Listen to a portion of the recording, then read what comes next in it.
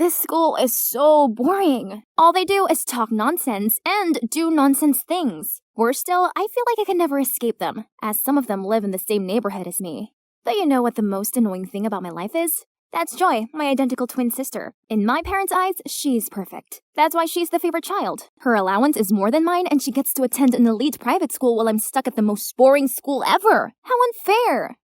With a sulky face, I walked into my room whining. I think having identical daughters means our parents forgot that there's actually 2 of us. They've never picked me up from school. Don't be absurd. They just took me to collect my dress for the school gala. A new dress for some fancy party. How terrible for you. I don't even want to go to the party. Trust a nerd like you not to appreciate what you have. If I were you, I'd make the most of every second of that elite school of yours. And if I were you, I would just enjoy my pressure-free life. We both sighed and stared into a void, thinking about our tiring lives. Then Joy suddenly turned to me. Oh my god, Jade! Do you want to be me? Go to my school, have my things, and attend the gala? What a brilliant idea! Why had we never thought of it before? I'd live her fancy life and she'd live my dull one. That's perfect! Wow, this school is enormous. I tried to keep my cool as I navigated the endless hallways in search of Joy's locker. Ah, found it. I spotted a group of girls waving me over. They must be Joy's besties, Ruth, Nora, and Nell. Unlike my boring sister, they looked very glam in their branded clothes. What a power group! Wherever we went, all eyes were on us. Students handed us snacks, saved places in the cafeteria line for us, and let us sit in the front row of the basketball match. These girls were so interesting. Bet I fit in with them way more than Joy did. Talking about Joy, she somehow loved my boring old-fashioned school. I'd never heard her chat that much in my life. About how nice my friends were, how easy all the lessons were, and how cool the school bus was. Joy's friends were so much fun, and they did cool things. For instance, they always had shopping dates and bought each other expensive gifts without question. One time, Nora, the richest girl in the group, didn't hesitate in going into Kate Spade and buying the new release handbag for Ruth. I thought this was pretty awesome of Nora, but then something happened that made me question the group dynamics. Ruth told me that she liked the red velvet cupcakes at the bakery near my house, and she asked me to buy her some. I was happy to do it, but the next day, when I brought the cupcakes and told her the price, she burst out laughing. Joy, my dear, I don't care how much they cost. That's your concern. Then she turned to Nora, showed her a picture of a cute but expensive skirt, and told her to order it for her. Hang on. Had she always been thinking it was acceptable to order us around like this? I don't understand why an innocent bookworm like my sister would hang around with this cunning clique. They don't study at all. During the test, while I was still randomly circling the answer, Ruth kept on kicking my chair and urging me to let her copy my work. And as soon as the teacher turned her back on us, she even snatched my answer sheet. Huh? What's with that attitude? I took a look around and saw both Nora and Nell were also copying another girl's paper against her will. Rude! After the test, Ruth came up to me, hissing. Have you forgotten our deal? Huh? Deal? What could it be? Well, I guess I would have to put up with Ruth for as long as I was Joy, so I could return everything to her in roughly the same condition after the gala. What I really should do now is just to enjoy this elite school life, right? So, I didn't join Ruth and her minions for lunch, but bought food from this super cool vending machine instead. They even had pizza. But the machine made these weird sounds. Ugh, I think my food was stuck. So I kicked and tapped it. But it still didn't work. You dare get into an altercation with a pizza machine? You must be starving. Oh my god, this basketball boy was the most handsome guy I'd ever seen in my life. I was too lost in his eyes to realize the dumb machine had finally delivered my lunch. This gorgeous guy then leaned towards me and my heart skipped. Oh Cupid, I wish I was the one he picked up instead of the pizza. Here you go. Right before I could react, someone snatched the tray and pushed me aside to enter between us. Thanks, Hayden. Want to share lunch with me? Huh, excuse me? How could she steal both pizza and a boy from me? The boy took my pizza from her and said, Thanks, but I'd like to share this with this cute starving girl instead. I'll buy the drinks. Wait, was he asking me? Then yes, 100% yes! Leaving a furious Ruth behind us, we walked to the bench table nearby. So, he's Hayden, the captain of the basketball team. We talked so much about our favorite comic books and even played basketball for a bit before classes. That was my best lunch ever. After school, I was about to leave when Ruth stopped me. Didn't anyone ever tell you not to mingle with Hayden? He's not wealthy. We have high standards about who deserves to be around us. Duh! Huh? She sure seemed to swoon over him earlier, but now that he turned her down, she decided he wasn't worthy? This girl's mindset really didn't sit well with me. As soon as I arrived home, I told Joy everything. You should listen to Ruth. Hayden must be bad news. I don't care what Ruth thinks. How come you do? Is it because of this deal you have with her? Not your business, but stay away from Hayden. I don't want to get in trouble. Ugh, these vague hints were agitating me. What was it about? But whatever the deal between Joy and Ruth was, I wasn't going to let it get in the way of my blossoming romance with Hayden. Today, me and Hayden had arranged to meet at lunch again to play basketball. I excitedly walked out of art class just as the girl fell and dropped her painting set around my feet. I immediately picked them up for her, when all of a sudden, a boy's hand covered mine right before someone stamped their feet on our hands. It was Ruth. It was her who tripped up the poor girl too. She did all that on purpose to hurt me, but Hayden got there just in time to save the day. What do you think you're doing? Feeling too embarrassed being caught red-handed, Ruth couldn't do anything but give me a spiteful look before leaving. I couldn't believe that Hayden did that for me. His hand was swollen, but he just kept checking if my hand was okay. How can Ruth be so horrible? Because she knows everyone's ugly secrets, and she uses them to control people. Joy, she knows your secret too, right? No. I'm not sure, but I don't care. No matter what that secret is, she's gone too far. Don't worry, I got your back. So will I. Oh, I'm Katie, by the way. From then on, I no longer hung out with Ruth and her minions, but I kept quiet about this to Joy as I didn't want her freaking out and making us switch back places early. The more time I spent with Hayden, the more I found myself liking him. I wanted to confess to him who I really am, but I can't. At least not yet anyway. Katie is really nice to me too, and she introduced me to her super sweet friends. Everything was just perfect, except my grades. Well, I didn't dare to tell Joy about this either. My study was pretty bad, and it literally ruined Joy's straight-A record. Meanwhile, Ruth, time after time, insisted that I was the one who had to do all her homework, research, and tests. But duh, I couldn't even finish mine. You know what I've got. Yeah? What exactly is that you have? What's all the threat about? Ruth was stunned seeing me talking back at her like that. Yep, that was it. I've had enough. After class, she waited at my locker and signaled me to follow her to the equipment room. Finally, I could know what my secret was. Ruth showed me a video on her phone of Joy sneakily checking her notes during an examination. Was she cheating? If our principal sees this, I'm sure your precious scholarship will be long gone. And what about that excellent student title of yours? So Ruth was using this to manipulate Joy. Does she do the same to everyone else? Do you think this would scare me? I don't think. I know. You don't want to lose everything, right? No, Ruth. It's you who's gonna lose. Do whatever you want with that clip, like I care. And so I walked away, leaving a fuming Ruth behind. To be honest, I was a bit scared. Well, I know scores and things like academic transcripts were so important to Joy. What if I destroyed it all? After my last class of the day, the thing that I feared the most came upon me. The principal called me to her office and showed me the video that proved that I cheated on a math exam. She was so disappointed in my horrible grades recently, she even asked if it was because I was too caught up in my dating life and the bad influence I called friends. But how am I supposed to tell her that it was just my own incompetence? Nothing to do with Joy or Hayden or my new friends. I just reached my room door when I heard Mom scolding Joy. The principal must have called her. It was all my fault. When Mom left the room, I could feel how angry and frustrated Mom was. Joy, I'm so sorry. I couldn't let Ruth have this hold over me. You anymore. I waited for Joy to take it out on me, but to my surprise, she was kinda happy. That's okay. I think I should thank you for that. I've never been brave enough to stand up for myself, although I was so tired of getting picked on all the time. I was so scared, but turns out being scolded by Mom isn't as bad as I thought. My homeroom teacher also called me, but she only gave me a warning and told me not to make the same mistake again. I've never felt this at ease before, Jade. I'm not the perfect Joy anymore.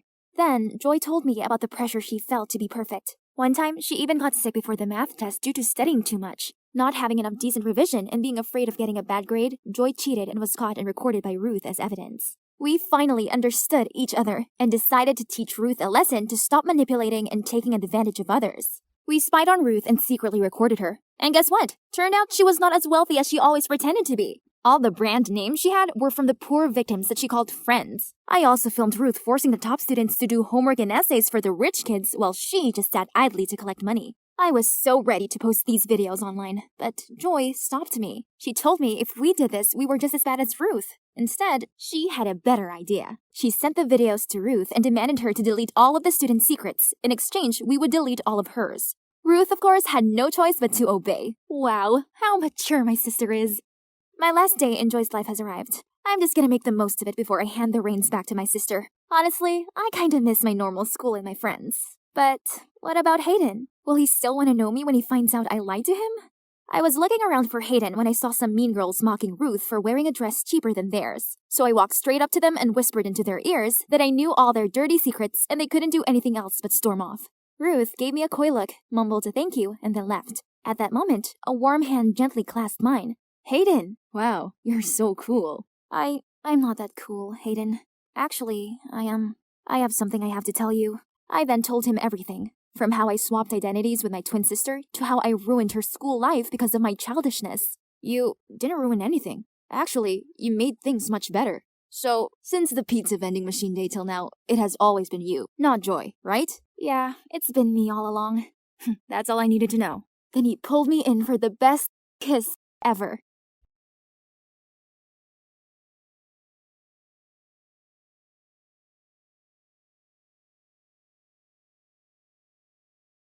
It's not here. Not there either. Where can it be? It's not just any shirt. It's my most prized possession. It has Kendall Jenner, my idol's autograph on it. Franny, your t-shirt was dirty, so I cleaned it for you. Come have a look. Oh, snap. I rushed over to see my precious shirt neatly piled on top of the fresh laundry. No. The autograph's completely gone. Grandma! That's right. The person responsible for this unwanted blank shirt is my grandma, who just moved in with us after Granddad passed away. At first, it seemed exciting because my memories about Grandma were all from my happy childhood with her. But now I'm taking it back. She's a literal disaster. You know what? She is getting on in years, but still wants to learn to use social media. My mom even bought her a brand new iPhone 14. Meanwhile, her dear daughter was stuck with this lame iPhone 8. Honestly, all she needed was just one of those brick phones that can only take calls. With her forgetfulness, she'll forget all her passwords, so it's best to just log in with my iCloud. After all, this phone will become mine anyway. Oh, that's quite a handsome young man. You think so too? Indeed, Josh's attractiveness is second to none. He's every girl's dream man. And yours as well, right? As if I stood a chance. He's notoriously cold, and none of the girls from school seem to interest him. Well, that probably was the only time we shared the same thought. Otherwise, we're always arguing about all kinds of things, especially the way I dress. She didn't even bother asking me before sewing up all my favorite ripped jeans and then left a dress that she made on my bed with a note. This adorable dress will suit you much better. I used to love her handmade dresses when I was 5, but who even wears anything like this these days? That's not all. She nagged me all the time for straightening my hair instead of keeping it naturally frizzy, since it's supposedly cuter. And guess what? It's actually her who I'd inherited my natural hair from. Bet she didn't know it was the reason I had to grow up with my classmates saying stuff like, "You're actually quite pretty, but it's a shame about the hair." And, "How come you don't have straight hair like your parents? Are you adopted?" Those hurtful words made me hate my hair with a passion and wish for beautiful, smooth, straight hair, like Kendall Jenner's. So of course, I'll keep straightening it every day, no matter what Grandma says. Thankfully, those complaints will finally come to an end tomorrow, as I'm going back to school after summer break. Yay! Huh? What's everyone buzzing about? At that moment, the teacher walked in and announced that our class will have a very special new student. And then a very familiar figure entered my class. It was my grandma? What on earth? Did she get lost on her way to bingo or what? How humiliating.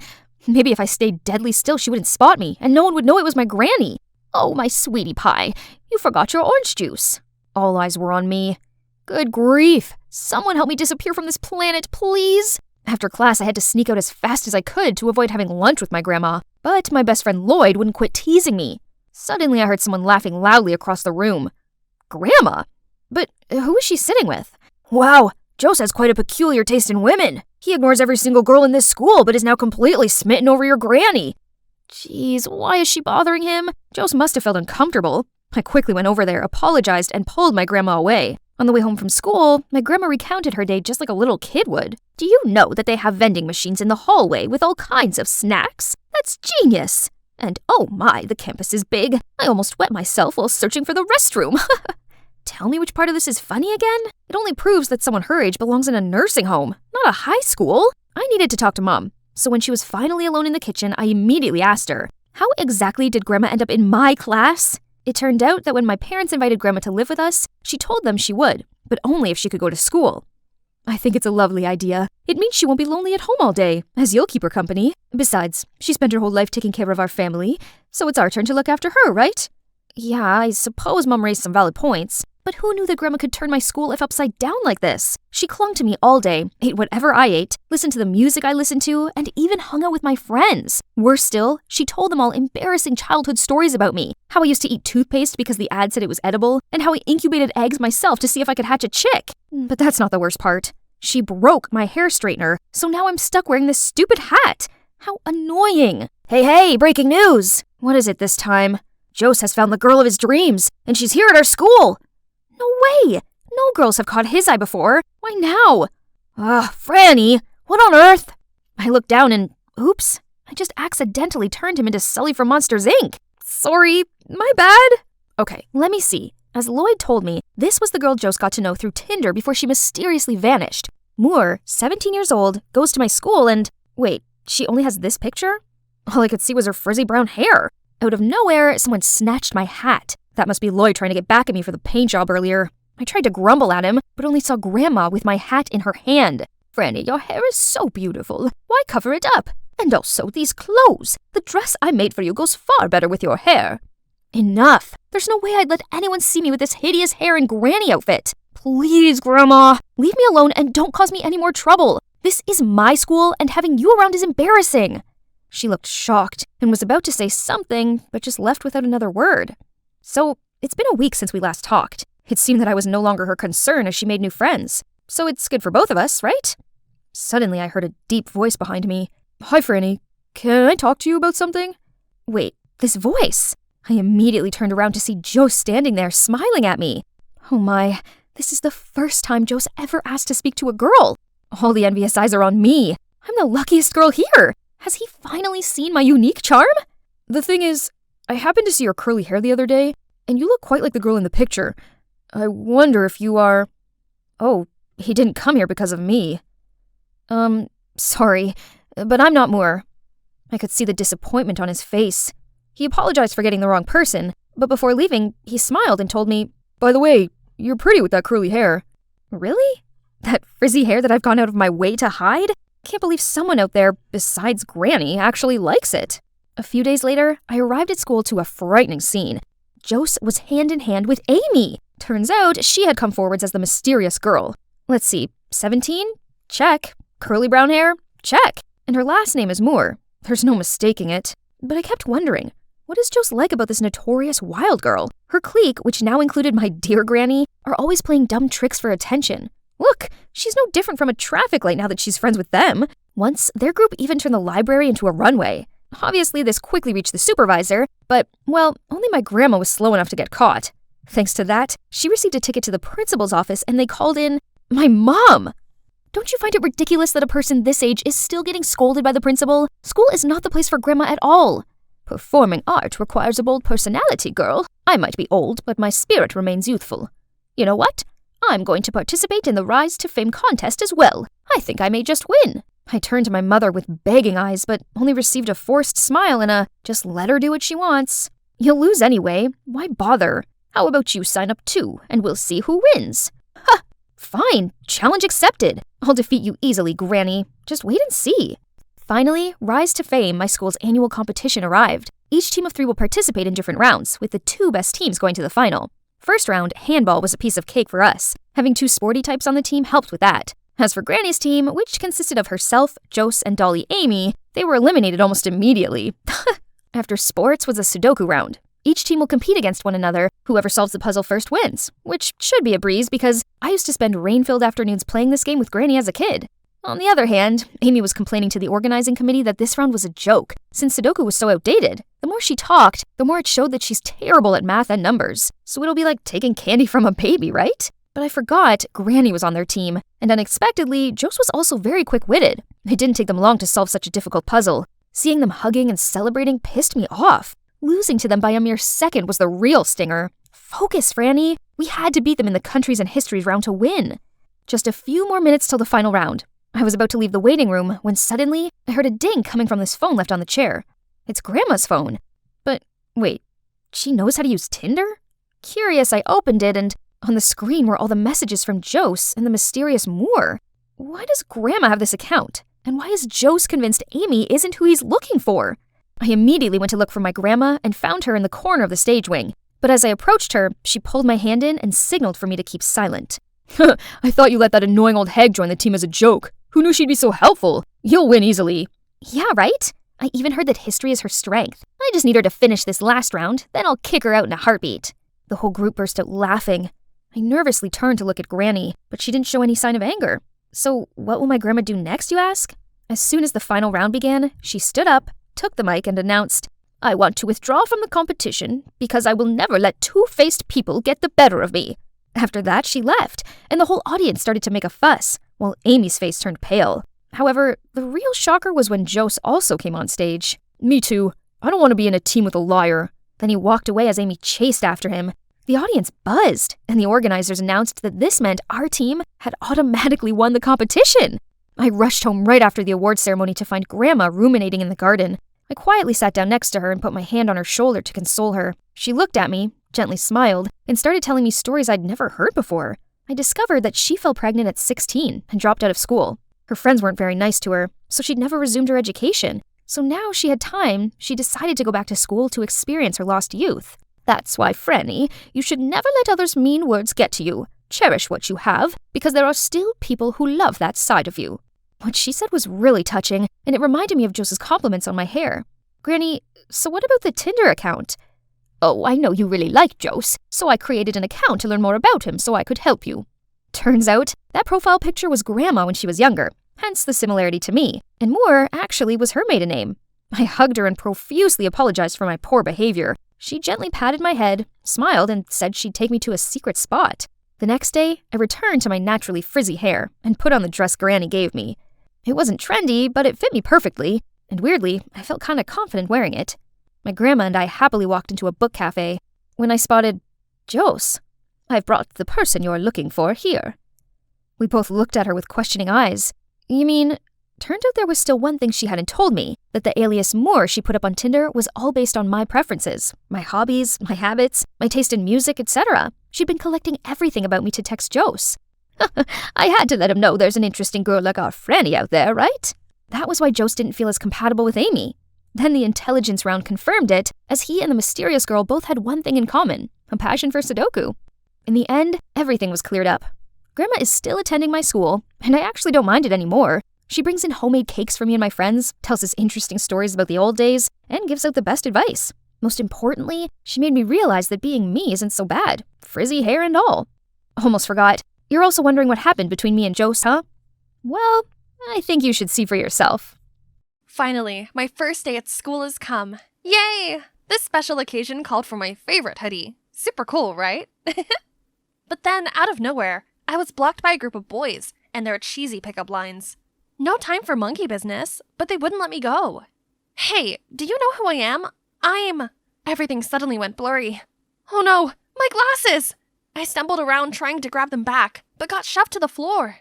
Everyone scram! Give me that. I looked up and vaguely saw my hero offering me a hand. He gave me my glasses and I profusely thanked him, but he just gave me a cold look and walked off without saying a word. Strange. Oh, by the way, I'm Hazel Palmer, 17 years old. But I'm not here as a student, but a teacher. Yes, you heard it right. Not to brag, but I'm kind of a genius. I even got offered a position in my college's research project, which I have rejected to pursue my dream of becoming a high school teacher. So here I am, on my very first day of fulfilling it. First, I was introduced to the other teachers, but unlike what I had in mind, they just threw me judgy looks. Luckily, after the meeting, a young teacher named Rebecca kindly welcomed me and even tipped me off about some of the rebels at school. Now, time to meet my students. As soon as I finished my introduction, the whole class immediately turned into a beehive. Miss, how about we continue this lesson at the movies tonight? Mullet, pierced nose. This guy must be the notorious Lucas that Rebecca warned me about. Please, as if you'd date someone who would wear such a goofy hoodie. Yeah, who let a weeaboo teach here? Jeez, I didn't expect this reaction.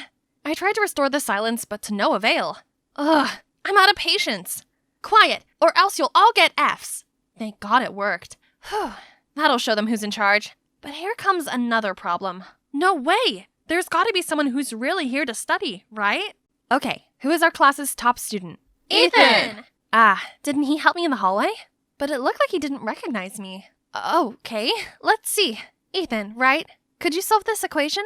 Equation? I suppose spelling is a bit hard for a numbers person like you. And the whole class burst into laughter. Jeez, this guy was unbelievable. How about the second best student? Cassie Santiago? That name sounded just like my old classmates. I turned to the corner where an arm reluctantly raised. Oh my, it's her! So good to see a familiar face here. But why is she avoiding me? That afternoon, while walking to my car, I saw Cassie and her friends picking on a girl. Upon seeing me, they immediately ran away, but I managed to catch Cassie. Cassie, since when did you become a mean girl? None of your business. Report me to the principal if you like. Then she strutted away, leaving me standing there confused. Since when had the sweet Cassie ended up on the dark side? Turned out, not long ago, Cassie's father passed away in an accident, leaving her to live with her stepmother. This must left her in so much grief that she put up this cold, reckless facade as a defense mechanism. That's so sad. So, to make Cassie feel included, and also to improve this whole class's performance, I came up with a master plan. More homework, not finished, minus points. And every lesson will come with a gift. A test during recess, and I asked Cassie and Ethan to help the other students. But when I called Cassie to the board, strangely, she couldn't do a simple equation. At first, I thought that it was just her being rebellious, but during the test that day, I noticed her copying Ethan's answers. Does that mean all her A's were from cheating? Not only that, the even shocker thing I found out was that Ethan was her stepbrother. After class, I came to talk to her, but she didn't pay me any attention. Cassie, I know the secret behind your A's. High scores mean nothing when they're not from your own hard work. But out of my business. You're as much my friend as you are a proper teacher. I'd be pleased to tutor you. How about today? See you in the library after school. As if I care. Her words did hurt, but I guess she was just trying to keep her cold image. So I still waited for her, but she never showed up. No matter how much I tried, Cassie ignored me and kept cheating. During the midterm test, she even blatantly snatched Ethan's paper. It's true she's my friend, but I couldn't let it slide any longer, so I dismissed her test. That had to be done. On the same day, while I was in the library searching for materials, I heard familiar voices talking. Ms. Palmer is way too much. She even dismissed Cassie's test today. Can you believe this? Why can't she be understanding like you? Cut her some slack, Sadie. She's just doing what she thinks is best. So that's what my students really thought of me? After everything I did to try and help them, yet all I got back was bad-mouthing? And Rebecca was so nice to defend me like that. No wonder they liked her. A few days later, the unexpected happened. Cassie, Lucas, and a few others came and asked for extra lessons. Finally, they started to have another eye on studying. But little did I know that it's just a ruse from my dear students to turn the following days into a nightmare. And the instigator was Lucas, I supposed. One day, I almost fainted upon finding a huge ant nest inside my bag. The other day, my pants were stuck to the chair with some gum. Fortunately, Ethan always showed up in time to help me. He's such a riddle. Unlike before, not only did he try to defend me in class, but he also helped me carry my textbooks. But I didn't expect him to care that much. One time, I saw him at the car wash where I worked part-time. I quickly hid behind a car, but Ethan just kept walking towards my wash box. I'm here to see you, so no need to hide. Let me give you a hand. After my shift, Ethan took me home. We talked a lot, and I felt comfortable enough to tell him about my mom's health condition, and how I took this part-time job to cover her hospital fee. This side of him was far different from the normal, and it was heartwarming. Suddenly, we noticed an elderly lady who seemed lost, so we offered to take her home. And guess what? She's the grandma of the notorious Lucas. I was truly surprised by how much of a rebel like Lucas cared for his Nana. I could tell he really loved her a lot. Poor boy. She's the only family he got now. Lucas, I know studying is not your thing, but have you thought about how happy your grandma would be if you at least tried? Since then, Lucas stopped causing me any mischief, and so did the other students. Now they could even do simple math themselves. Baby steps. Seeing my effort finally bore fruit, I set up a parent meeting to report students' progress. Halfway through my presentation, a photo of me cosplaying as Sailor Moon popped up on the screen. Oh my god, why is it here? How dare you let this childish thing teach my kids? Then she stormed off, followed by everyone else. I thought I finally had my students on my side. Turns out I never did. Then came the last straw, my mom's medical test results. I couldn't help but cry, letting all my bottled up emotions out. Then, suddenly, a hand laid on my shoulder. What's wrong? My mom's health turned worse, and she needs an urgent operation. I'm sorry to hear that. It's all gonna be okay. Be strong, Miss Palmer. I appreciated him comforting me, and when I felt a bit better, we decided to leave. But the door was locked from the outside. It must have been a prank from my students. Again! We tried banging the door and screaming for help, but eventually gave up and waited for someone to come. This quiet atmosphere sure does have a way of making people open up, and I got to know about Ethan. Seemed like both of us have problems with our beloved family. What's yours? I have a sister. You know who. That I really adore. But no matter how hard I try, she always builds a wall between us. Oh, wasn't this the first time Ethan talked about his personal life? He always put on a cold and distant mask. But I knew deep down he had his struggles too. I was so absorbed in his story that I forgot about being locked up and gradually fell asleep until a buzzing sound startled me. And countless phone cameras were pointing at us. Guys, check your phones. Look what Miss Palmer and Ethan have been doing this whole time. Oh my! A bunch of photos of me and Ethan had been uploaded on the school website. And from some angles, it looked like we were kissing. Oh no! I tried to explain, but they just threw me a disgusted look. And why was Ethan just standing here saying nothing? This soon reached the principal. He told me there would be a case hearing for inappropriate relationship with a student. How was this even possible?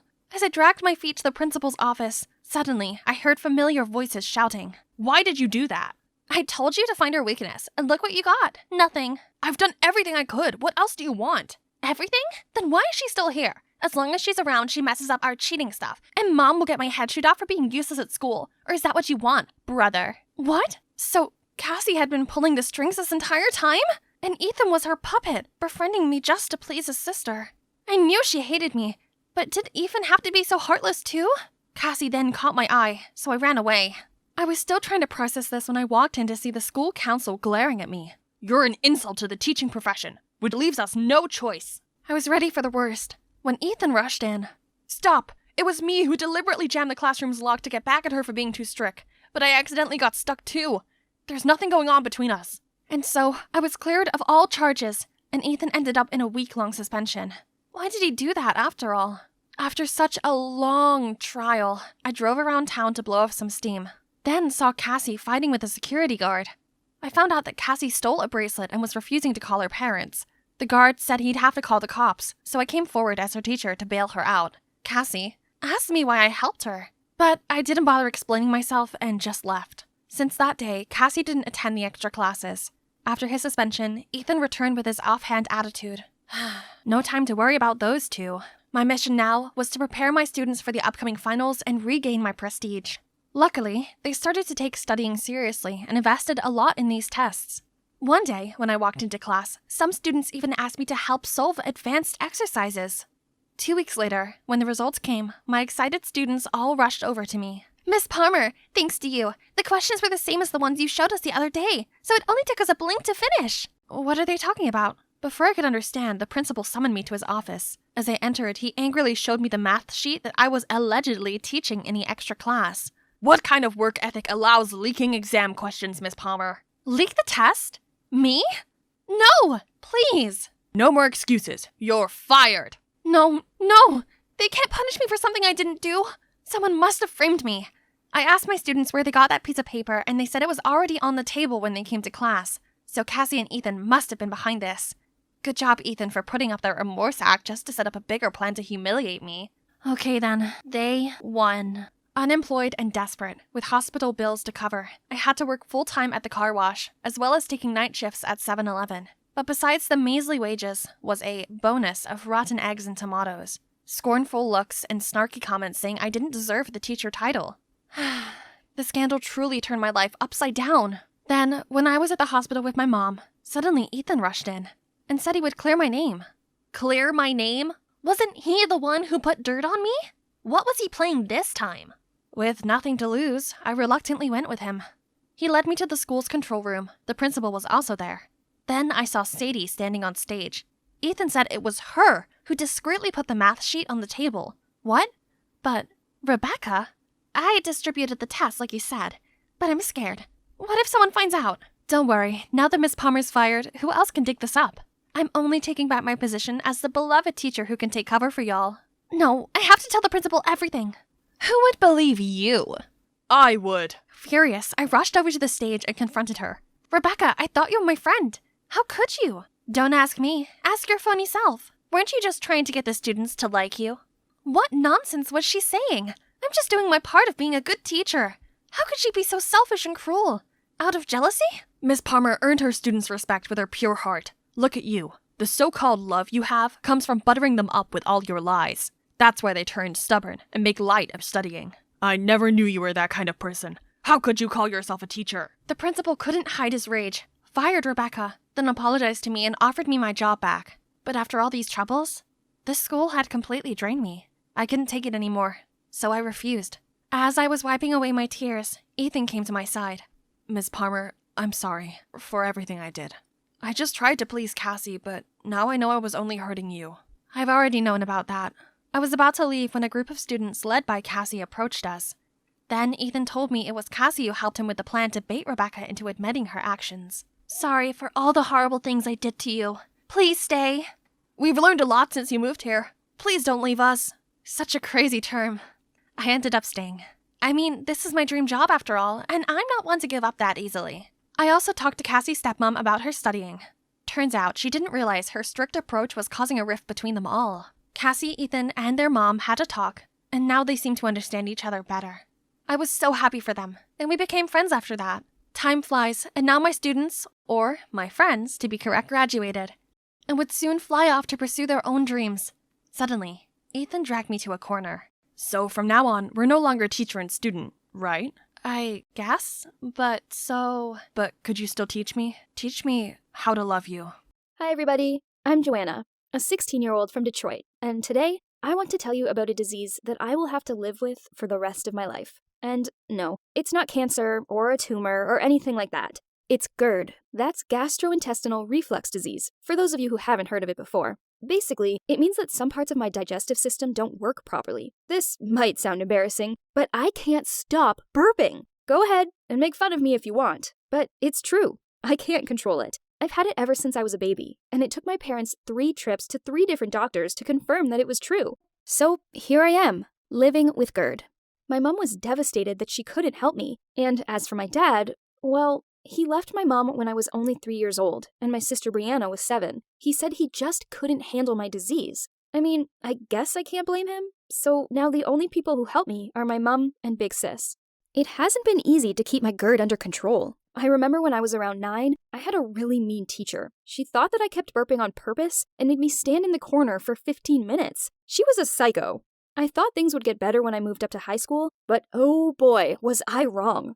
There was this one time when we were sitting in an exam. I burped so loud, the whole class heard me. The whole room was silent. Then suddenly, everyone just burst out laughing. I was blushing so much, I looked like a tomato. How embarrassing! My teacher was so annoyed he sent me to the principal's office. But thankfully, the principal believed me about my GERD, especially after I showed her my doctor's note explaining my disease. Later that day, I told my friends about it. Some of them believed me, but some didn't. I know you guys are probably wondering about the best ways to keep GERD under control. Well, the doctor only gave me 3 rules to follow. Number 1, I have to take medicine at least twice a week. Number 2, I can't drink any fizzy drinks or eat any spicy food, which sucks because I seriously love cola and hot wings. And number 3, to soothe my stomach, I have to drink this horrible honey tea that my mom makes. But even with these rules, I still have some problems. I used to date this guy called Nathan. He's my ex-boyfriend now, and you won't believe why. One time, he took me to the movies, and he bought me a drink. When I took a sip, I realized it was soda, but by then, it was too late. The whole movie, I just kept burping uncontrollably. The audience were so annoyed with me, and afterwards, Nathan broke up with me because he thought I was disgusting. Honestly, my GERD gets me into some pretty embarrassing situations. When I was at my friend Jasmine's place, her mom brought us chicken wings. They are my absolute fave food, so I thought one bite couldn't hurt. Well, I was wrong. It was so spicy, and my stomach couldn't handle it. I let out the biggest burp ever, and Jasmine and her mom just stared at me totally shocked. They probably thought I had no manners whatsoever. When my mom came to pick me up, she explained about my GERD. And luckily, Jasmine and her mom understood. Anyway, now I have a boyfriend. His name's Alejandro, and we've been dating for about 2 months. He's seriously the most charming guy at school, but he didn't know about my GERD. I was afraid he'd break up with me if he found out, so I tried to hide it from him. One time, we were at the swimming pool, and I felt a burp coming, so I quickly rushed off to the bathroom. I let out my burp and felt much better, but I didn't realize there were 2 girls in the bathroom with me. They looked at me in disgust and walked off. Recently, I'd been kind of avoiding hanging out with Alejandro too often, as I was afraid I wouldn't be able to hide it much longer. But one day, he called me and asked if I wanted to go for dinner at a fancy restaurant that night. We'd never eaten out together before, and even though I wanted to say no, I found myself saying yes. Then, I started panicking.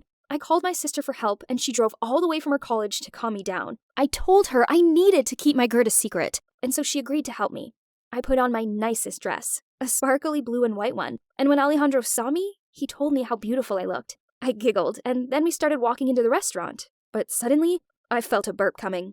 I quickly covered my mouth and burped as quietly as I could so he wouldn't hear me. Brianna was hiding in the alley next to the restaurant, in case I needed her.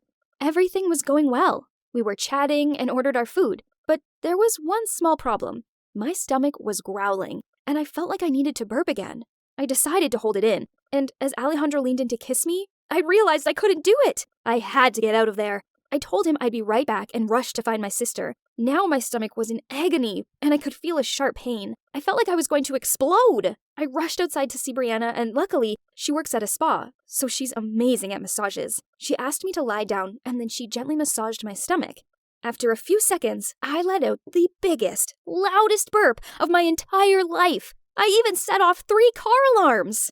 Brianna helped me up and asked if I felt better, and I thanked her. But then I heard a voice behind me and realized who it was. It was Alejandro! He was staring at me and asked if that was me who had just burped. Oh my gosh, he'd seen the whole thing. I wanted the ground to swallow me up. And then I realized I had no choice. I had to tell him. So I explained everything. And to my complete shock, he walked towards me and said I didn't need to hide anything from him and that his cousin had GERD too, so he knew all about it. Then he told me just to be myself. I was so happy, I couldn't hold back. We kissed, and it was so romantic. Well, for about 5 seconds anyway. But then I let out a burp right into his mouth. Brianna started laughing, and Alejandro was coughing. Oops. But hey, at least I don't have to hide my GERD anymore, or be embarrassed about it. All that matters is being yourself. And you shouldn't let anyone tell you otherwise.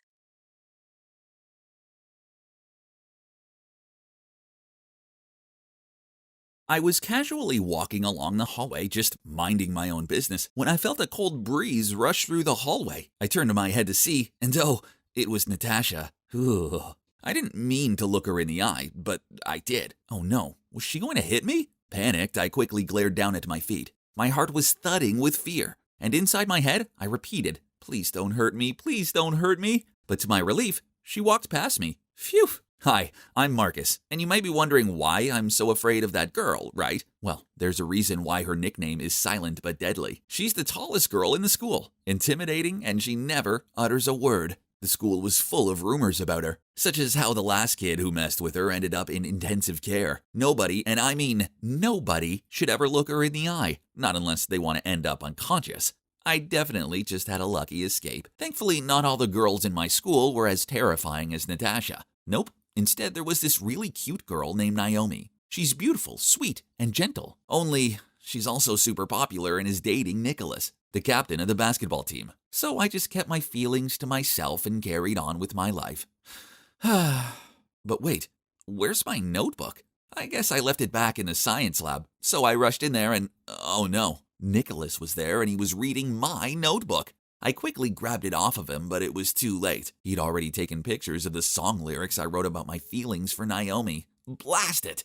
So let me get this straight. A nerd like you dares to daydream about Naomi? But we have a problem here. She's my girlfriend. Don't you know that? Wait, it's not like that. I'll stay away from her, I promise. Nicholas gave me this unnerving look. Ugh, no good thing could ever come from a look like that. I braced myself for what he was about to do next. You have to do everything I say, else I'm gonna ruin your life. Huh? Was he being serious? Judging by his devious smirk, yup, he was 100% being serious. I want you to ask Natasha out. Make sure you do it in front of the whole class. What? Natasha? That scary girl? How could I? If you say no, the entire school will know about this. Then he waved his phone in front of me. Ugh, that vile Nicholas. But I couldn't risk my song being sent to everyone. So it looked like I had no choice. So the following day, I walked over to Natasha's desk and asked her, Natasha, will you be my girlfriend? The whole class was silent. Then they burst out laughing. She glared at me.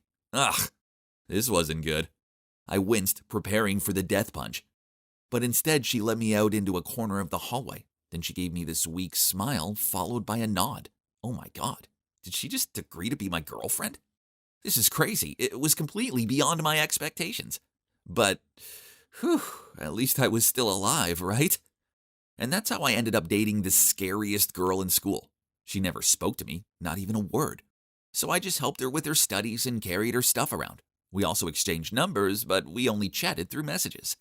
Then one day when I was on my way to have lunch with Natasha, Nicholas strolled over to me and told me I had to take her to the cinema to catch this awful-looking rom-com, which didn't seem like her thing at all. But what other choice did I have? Nicholas' words were orders. So I asked her over lunch, and to my surprise, Natasha smiled, then gave me a big thumbs up as agreement. When I went to pick up Natasha, she was already waiting for me on her porch. She walked over with a notepad. Curious, I asked her why she had it, and she wrote, "I won't be able to text you during the movie, so this will have to do." Yep, Natasha has always been different from everyone else, so I didn't ask anymore. During the film, I noticed Natasha was crying, so when it was over and we stopped for lunch, I teased her. "I saw you crying during the movie." She slammed her notepad on the table after she wrote, "I was not crying." I just laughed and took her home. Maybe she wasn't as scary as the rumors made her out to be. To be honest, she was also quite cute. The more time I spent with Natasha, the more I started to warm to her. There was something I liked about her, even though we had only communicated through sticky notes. I was desperate to hear her voice, so I hatched a plan. When we were in the library on a study date, I picked up an old book and blew the dust in her face. She almost sneezed. But before she did, she placed her hand over her mouth and raced into the girls' bathroom. Then she returned wearing a mask. After that, I tried to make her laugh. I quickly took 2 pencils from the table and stuffed them into my nose, and started making ugly faces. But Natasha just glared at me and handed me a note. "If you continue to do these ridiculous things, there will be payback." No way was I giving up. So the next day, when I saw her by her locker, I rushed over to her and began imitating the voices of the minions. I thought it would definitely work this time, but no, instead she punched me in the arm. Ouch! Yep, I now learned that the rumor about her inhuman strength was not an exaggeration. So I just gave up and our relationship continued. Then one weekend, when I was at Natasha's house to study, I went down to the kitchen to get a drink, just as her mom returned from the grocery store. As I helped her unpack, we started talking. She told me about Natasha's love of collecting glass art, the pieces of which filled the house. Then her mom touched my shoulder and thanked me for making her daughter happy again. Oh man, this was awkward. Now I felt super bad. To divert the convo, I asked if Natasha talked at home, but she just smiled and replied, "Natasha's such a quiet kid, right?" Then she told me how it's because Natasha's always been taller than the other kids, but she has a squeaky voice. This led to lots of teasing, and once she got so upset, she pushed a boy over and accidentally caused him to have a nosebleed. Since then, people started to shun her, so she withdrew from herself and stayed silent. Hearing this made me feel so guilty. What I was doing was wrong, and Natasha didn't deserve this. Then her mom said something that truly shocked me. In middle school, this one girl named Naomi was horrible to all. The mean comments got so bad she refused to go into school for weeks at a time. Huh? Naomi? The same Naomi I know? No way! Confused, I told Natasha's mom I needed to leave and left her looking bewildered as I ran out of there. My mind was a mess. I had a crush on a mean girl. And I'm just as bad, if not worse, after what I did to Natasha. Then my phone rang with a text from Natasha. It said, "Sorry if my mom said something she shouldn't have. You okay?" I texted back, "We need to talk tomorrow, please." So we decided to meet at her house the next day. Alone in her living room, I told her everything, including my notebook, liking Naomi and how Nicholas was blackmailing me. "Natasha, please, you have to believe me. I'm sorry I did this to you." I saw the hurt look in her eyes. Then she threw a note at me and ran to her room. The note told me to get out, but before I did, I stood on the other side of her door. "I don't expect you to forgive me, but I couldn't continue our relationship on a lie.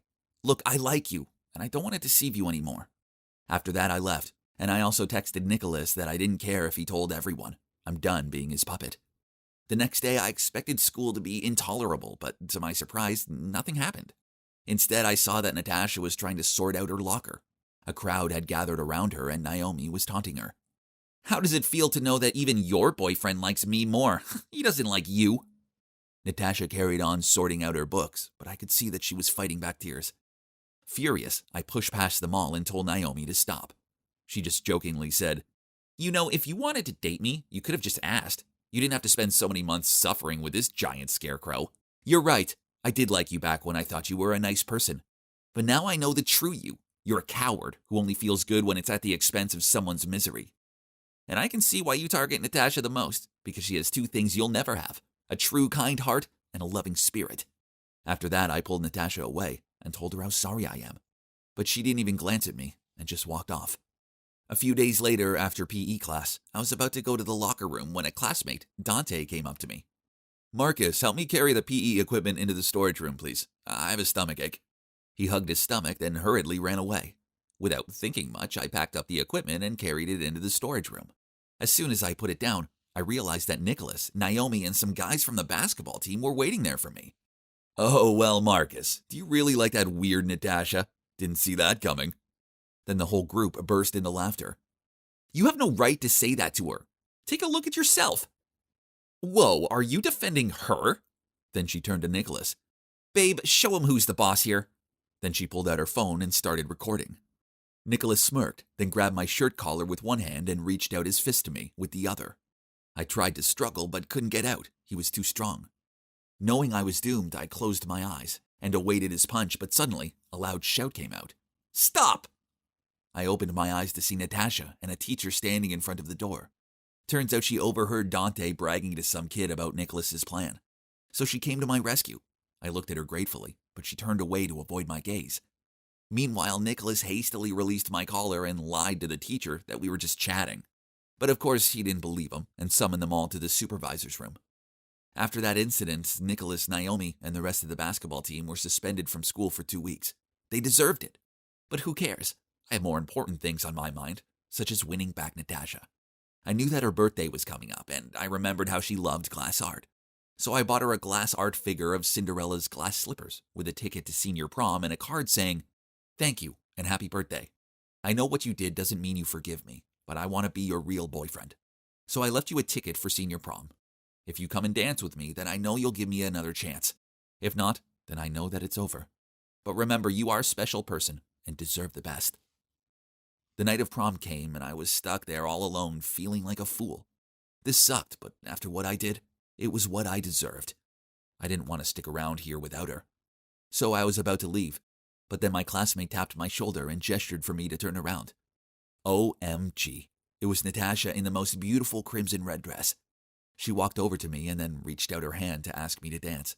And of course, I accepted. As the song came to an end, she leaned in and whispered to me, "Thank you, my hero."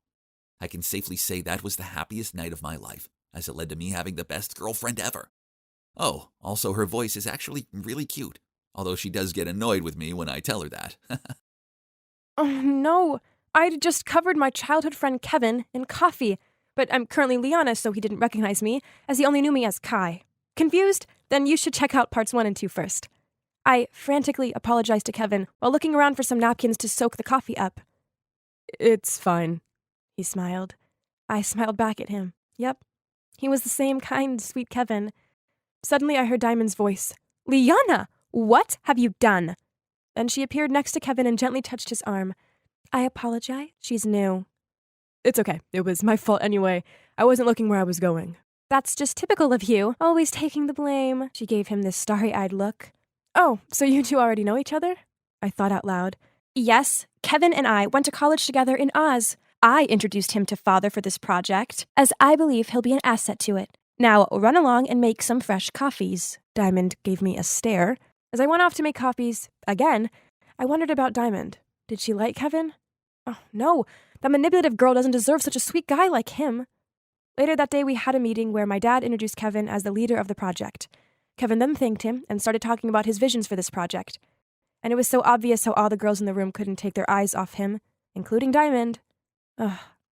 The next day after work, I followed Kevin out to the parking lot and shouted his name. When he turned and saw me, he smiled, and I instantly felt warm inside. I have something for you, as, an apology for ruining your last one. I passed him a new shirt. I hope I guessed your size right. Thanks, you really didn't have to do this. He looked flattered as he took it from me. Yep, you have the size spot on. Impressive. His comment caused me to smile to myself. Living as a boy for years at least gave me a perk of understanding their sizes. I waved him goodbye and started to walk off, but he shouted, Wait, Is there any chance I could have your number? You bet. I was blushing so hard by then. And after that, we started messaging each other, and every time my phone buzzed with his name, I found myself doing this gummy smile. Unfortunately, I couldn't stay in my love bubble with Kevin forever. Instead, I had to spend my days being bossed around by Diamond. Ugh. Once, she was ordering me to revise a report I'd already redone twice. Suddenly, Kevin walked over, picked up the report, and said, "Oh, this one. You've done a good job with it, Liana. No need to change anything." Diamond looked furious at being undermined, and I couldn't hide my smug look. Take that, little Miss Bossy. After she left, I thanked him for helping me out. It's fine. Hey, don't take much notice of Diamond. She's just intent on impressing her father. If she causes you any more problems, just come find me, okay? Oh, what a sweet guy he was. But one afternoon, I walked into the office kitchen to make myself a drink and saw Diamond and Kevin having a serious chat. On seeing me, Diamond said to him, "I'm sorry, Kevin. You needed to know the truth." Then she gave me a snooty look as she passed me. I wonder what that was about. I was going to ask him, but before I could, he just left without so much as a glance in my direction. Okay, that was weird, but maybe he was just busy, right? That evening, I messaged Kevin and asked him if he wanted to go for a jog in the park. He agreed, but when he showed up, he could barely meet my eye. "Kevin, what's wrong?" He was silent for a moment, then shouted, "Why? Why did you lie to me? Diamond told me how you're engaged to Kai. Why did you lead me on?" I sputtered out, but he just tutted, then walked off. I stood there speechless and wondering how I was going to get out of this mess. If this wasn't bad enough, as I was on my way home, my phone buzzed. It was a message from Diamond. "Leave the house and the company by tomorrow, else I'm telling Kai the truth." Of course, I just ghosted her dumb message, and true to her word, the next day, my Kai phone went off. It was Diamond telling me how Liana was cheating on me. It was crystal clear she wasn't going to drop this. Some days later, my father asked me to go to dinner with him, so he could get to know me better before I married his son. I thought this was sweet of him, so I agreed. Besides, this was a great opportunity to test the water, figuring out if he's ready for the truth yet. We had some small talk over the appetizer. Then suddenly, Dad put down his fork and asked me, "How is Kai? It's such a shame to admit, but we've grown distant over the years, and it was all my fault. I know I haven't always been the best father." He trailed off. "Kai's good," I replied. I guess it was now or never to say what I wanted to. Actually, he's really happy in Canada. And, well, he has these big dreams of becoming an architect." "Oh, I didn't know that." He lowered his head. "I just thought he'd want to inherit the company one day." "His heart isn't in it. He's so afraid of telling you as he doesn't want to disappoint you." He was silent, and I worried he was going to yell at me, only he didn't. Instead, gave a thoughtful sigh, then replied, "Very well. I respect Kai's decision, and I will support him on whichever path he chooses." This was totally unexpected from him. I was so overwhelmed, I left my seat to hug him, and I told him I'd pass the words to Kai. Now I finally knew how much Dad loved Kai, which means he loved me too, right? I just needed to find a good time to tell him the truth. The next day, on my way home from work, I received a frantic phone call from Mom. Turns out, Diamond had told everyone in the family that I'd cheated on Kai. As I was trying to figure out what to do next, Dad messaged my Liana phone and demanded I come home at once. On the way home, I thought about what I was going to say to him. Geez, this was terrifying. If it went wrong, Mom and I could end up disowned. I knocked on his study, and in a serious tone, he said, "Come in." Then on seeing me, he continued, "Liana, Diamond seems adamant you are liaising with Kevin behind my son's back. Please explain yourself." I took a deep breath, then blurted out, "The thing is, I'm not cheating on Kai because, well, I am Kai." Then in Kai's voice, I continued, while I slowly took off my wig. "I was never actually a boy. Instead, I'm a girl, but Mom didn't want me losing out to Diamond, so she made me pretend to be a boy." He was so shocked. He leaned back in his chair and almost tumbled backward. I explained to him why Mom and I did what we did. It was such a relief, finally having that weight off my shoulders.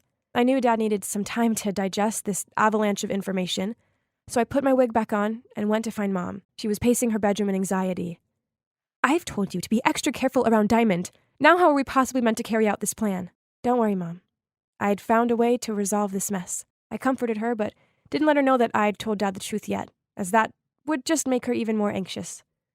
The next few days, Dad still acted normal, as if nothing had happened, and when I walked into the dining room for dinner, I saw Diamond's face drop. She clearly thought Dad would have chucked me out by now. She slammed her fist on the table and yelled at Dad, "Why is she still here?"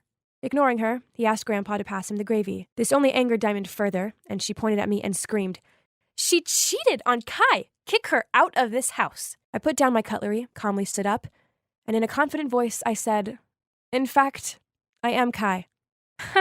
It was worth doing just for everyone's reaction. My mom turned white.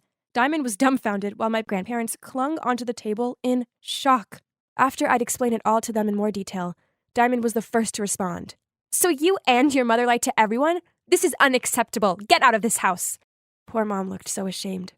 She couldn't meet Dad's eye as she mumbled out, "Don't blame Liana. She was just a child.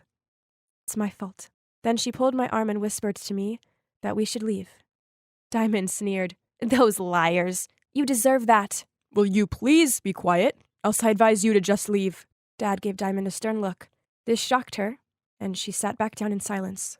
"I've made a lot of mistakes over the years, and because of them I have many regrets. I was selfish and unkind." He looked at Mom. "It pains me to know that you felt as though I left you with no choice but to lie to me. I love you, but I know how I treated you was cruel. I was so desperate for a child that I sought comfort in someone else. I know I wasn't there for you and Liana, when you needed me. Now, if you'll let me, I want to make amends." Diamond jumped up to her feet so fast that the whole table wobbled. She screamed out, "This is nonsense!" and stormed off. So, that sure was eventful. But finally, everyone knew the truth, which meant Mom and I didn't have to lie anymore. And best of all, I never had to pretend to be Kai ever again. The following week, I was roaming around the house when I saw Diamond in her room, packing. I stepped in, and she said, "I'll be out of your sight in a blink. Don't worry. I'm leaving for Miami." I knelt next to her. "I don't want you to go. After all, we're sisters." She gave me this wide-eyed look. But I was horrible to you. You must have been through so much being forced to live as a boy." "Yeah, it was hard at times, but it's okay. I can be me now." I smiled. "I know I was mean. I'm sorry. I guess I've always felt like an outsider. I know my mom wants me to claim what's rightfully mine, and I felt so pressured because I'm no match for Kai." "Don't worry about it. We've all done things we regret. Besides, Kai's gone, so you can just be you. You're a great businesswoman, although you might need to tone down a notch on the bossiness." I chuckled. "Come on, sis. Let's get you unpacked." When we'd finished, I hugged her and said, "Oh, as for Kevin, I think we should fairly compete for his heart." She blushed. "Oh, no, it's fine. I used to like him, but he just sees me as a friend. Besides, everyone in the company knows it's you he likes." I felt good that we'd sorted things out. Now I just need to fix things with Kevin, and I had the perfect idea. I messaged him telling me to meet me by the woods, close to his old school. Then I went and waited by the tree we once built a den in. He walked over to me, a confused look on his face. "Liana, how did you know about this spot?" He sat down next to me and I said, "I used to come here with my best friend when I was a kid. He was such a sweet boy. He never judged me or questioned me. It always pained me that I didn't get to say goodbye to him." I could see Kevin's mind ticking away. That's when I took off my wig, wiped away my makeup, and passed him half of a candy bar and said, "It's been a long time coming, but I owe you this." He stared at me, open mouth. So, you're Kai and Liana?" I said, "Yeah, it's me. I'm both." "That's why I always felt familiar towards you. This is unbelievable," he continued. "Wow." He stared at me through teary eyes. "Just wow. I mean, this is crazy. I was so upset when you left, and now here you are." When he got over the initial shock, I told him about my life and why I pretended to be a boy. Afterward, he hugged me tightly and said, "I'm not losing you again, Liana. I love you." I was wandering in the forest edge to amuse myself when I realized I got totally lost. What's that sound? All of a sudden, a blur of golden and black spots leaped towards me. I'm doomed! Guys, I'm here in Africa on vacation to support my parents with their new reality show. Oh, duty calls. See you later, Moaz. Hi, I'm Vivian, an influencer from Ottin, Germany. My mom and dad are actors, which does have some perks. They gave me everything I wanted. Branded clothes, supercars, fancy phones, except for one thing, their time. Christmas, birthdays, graduation ceremony, whatever the occasion, they missed it. My friends thought I had the perfect life, but my only wish was to be picked up at school by my parents once. I was hoping this trip would be different, but it seems nothing has changed. They seem to have forgotten about their daughter's presence. Duh. That's why I always had to rely on strangers' attention like this.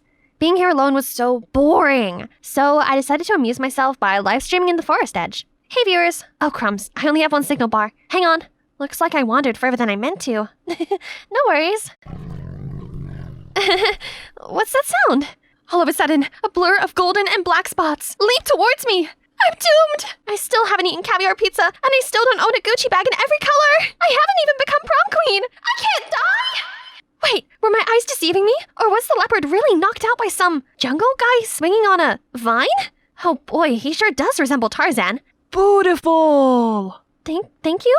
I turned to reach for my phone and realized it had fallen on the ground, and I was still live streaming.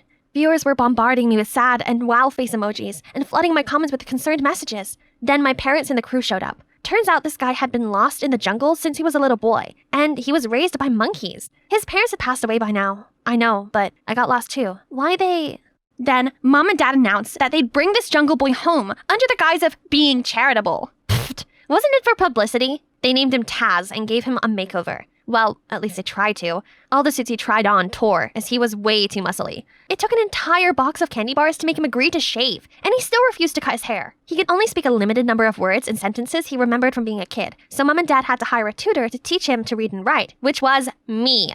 He hated living in the house, and after several occasions where he climbed out of the window and slept in the garden, my parents built him an amazing jungle zone room. But then he kept me awake all night with his incessant ape howling noises. My parents even brought him to their shows, and all they talked about every day was Taz this, Taz that, which made me feel like an outsider.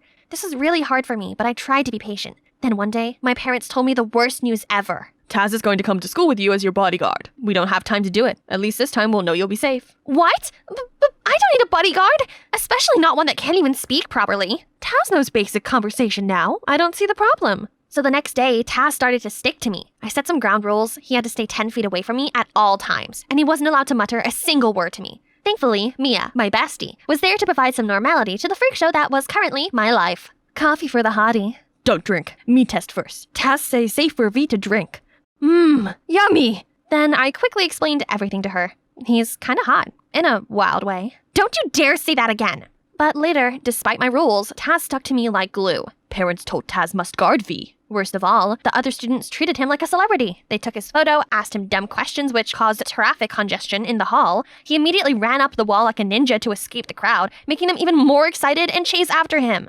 That night, I checked my Instagram and was excited to see that I was only 2K followers away from 500K. Yahoo! Then an account caught my eye. That dude even has a fan page? For real? He stole my parents, my school popularity, and now he's trying to steal my followers too? What's with these crazy people? Why are they all so obsessed with him? At least there still exists a normal person, and handsome as well. Yeah, my Henry. I've secretly liked him for years, but even this sassy Instagram queen has a weakness. Just looking at him made my legs shake, so I admired him in secret. The next day, I was sneakily putting letters and gifts on Henry's desk when Taz interrupted. Why we do that? It's for love. When you really like someone, you show them with romantic gestures. Okay, it's like giving your last morsel of food to someone even though you're extremely hungry. Got it? Seeing as Taz was huge, it was no surprise he was soon asked to join the basketball team. Guess who else was on it? Yep, Henry. So I've got an idea. Maybe Taz was my way of getting closer to him. I asked Taz to give Henry a soda, but Taz accidentally shook it too hard. So when Henry opened it, he got totally soaked. Then I told Taz to support Henry during the match, but Taz was so into the game that he accidentally pushed Henry's pants down, revealing his Hello Kitty underwear. Everyone laughed at him and he was so humiliated that he ran off the court. After the match, Taz came to me saying he was sorry, then continued, Taz not like Henry. I decided it was better to separate Taz and Henry before he ruined everything. All right, so I think it's best if you quit basketball. But Taz likes basketball. No big deal. I can ask my parents to build you a private basketball court and play with you? But from now on, you'll have to listen to me. The best ape ever! Shh, stop saying silly things. Taz seemed so grateful for his new basketball court that he started caring about me more. He brought me an overload of fresh fruit, a bit too fresh, and checked it on whenever I was sad. I had just been at ease for a while before Taz was messing around again. I had a movie premiere to attend and was about to change into my stunning Versace dress, only to discover it had been swapped for a dress made from actual leaves. Green, beautiful, she said. Luckily, I managed to arrange another dress just in time, but at the premiere, when the press interviewed me, Taz appeared. V, best ape ever! I was so embarrassed. I turned bright red and forgot my words. Thanks to Taz, I became a netizen laughingstock. I swear that I would pay this back, and my chance finally came. The audience loved Taz, but big crowds freaked him out, and he always tried to find a way to hide. During one press conference, I saw him run off frightened, so I followed him. Hey Taz, is there a place that will make you feel better? I can take you there. V, take Taz to jungle? Taz happy. So I took him to Dodowa Forest. As soon as we got there, Taz's mood changed. He ran wild and then stopped at a large oak tree. V, why letters? This is the bridegroom's oak tree. Local people like to leave love letters here. Then we sat down under the tree, and Taz looked so upset. Taz not like bright light and flashes. That's okay. We can just chill here, right? Great. Seeing Taz leave the show on his own, then surely Mom and Dad wouldn't like him anymore. Only, when we returned home, my parents weren't furious with Taz, but with me. Vivian, you should be setting a good example for Taz, not just inciting and taking him away from important events. Can you stop acting like a child and think before you act for once? I shut myself in my room and I had a complete meltdown. Then I rang Mia to confide in her. Living with Taz is a nightmare. He has to leave. What do you mean? I'm going to find a way to kick him out. The next day at school, I was walking along the hallway when Henry appeared in front of me. V, you have to convince Taft to rejoin the basketball team. We can't win the final without him. Please, I'll do anything you want. Wow, seems like my Christmas gift came early. Anything you say? How about taking me to prom? Actually, that's what I've always wanted to do. Thank you for giving me the opportunity. I was frozen. This was incredible! I guess my kick-out Taz plan would have to wait for now. So I humbled myself to convince him. As expected, with the help of Taz, the team won. Only neither he or Henry showed up to get their trophy. I went looking for them and found Taz pouncing on Henry. Taz, stop it! But he was too full off rage to listen to me, so I had to jump between them. He is completely out of control. You can forget about the prom then. This is all your fault. You stole everything from me since the day you were back from that freaky jungle, and now you've beaten up my crush. All you've done is ruin my life. Why can't you just give me alone? Then he left. For real. This felt great, as I'd finally got rid of the thorn in my eye. Only, I couldn't shake away this empty feeling. Scrolling through my old comments didn't help, and neither did live streaming. I suddenly realized I missed the special way Taz cared about me, and when with him, I didn't have to hide or force myself to be anything other than me. I aimlessly wandered to Dodowa Forest and stopped at the oak tree. A letter poking out of the hole caught my eye. I picked it up and recognized it was Taz's try-to-be-neat but scribbled handwriting. Henry liar. He's with Mia. My head was still spinning when my phone went crazy. I checked and saw my inbox was full of rude comments. Then I soon found the viral audio. Living with Taz is a nightmare. He has to leave. I'm going to find a way to kick him out.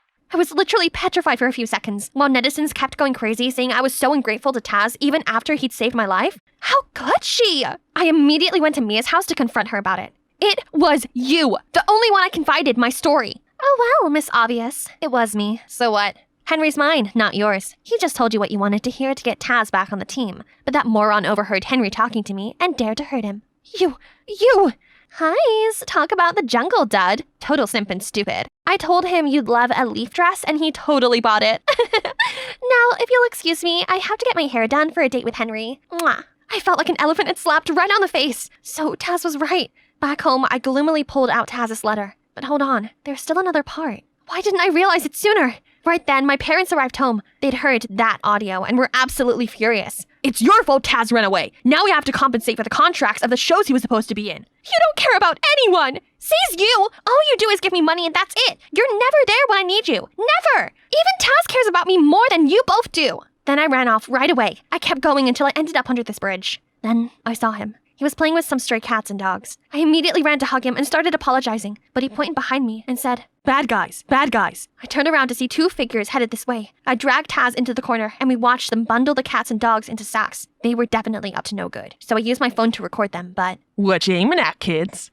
I woke up feeling dizzy to realize that we were both tied up in an abandoned house. Still no reply from her parents. They better pay up, or else. You're wasting your time. They don't care about me. The thieves ignored me and kept calling and calling, but still no answer. That was it. I was gonna die here. We.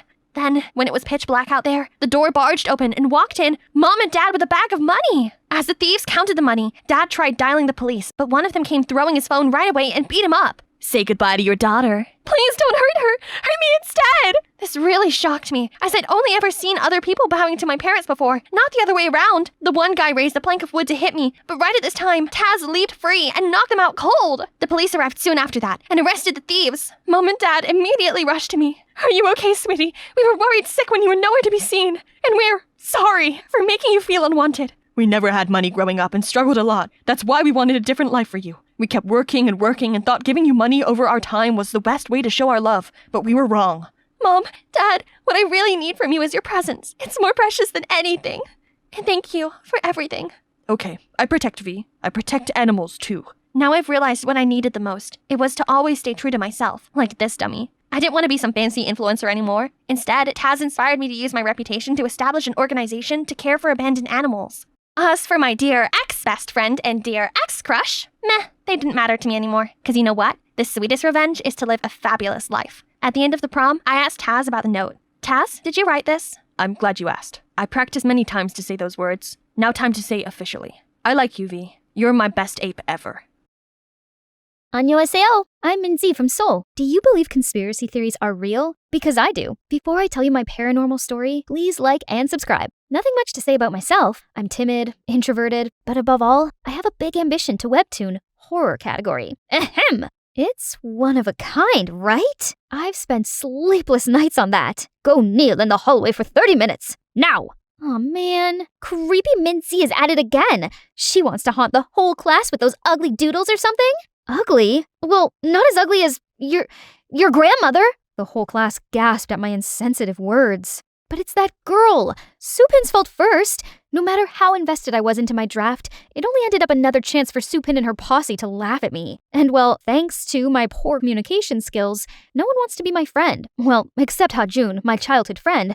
He's always been so nice to me. Not to mention, he's handsome, friendly, and smart. You could tell I had a crush on him, right? But of course, I have no guts to tell him. One day I was riding my bike around when I suddenly saw flyers from Blackwood Publishing, the biggest publisher on Webtoon. They're looking for a comic collaborator. Oh wow, I could send mine to them, but would I stand a chance? I bet the candidates are way more talented than me. I guess I better stop dreaming. Just then a skater kid dashed towards me.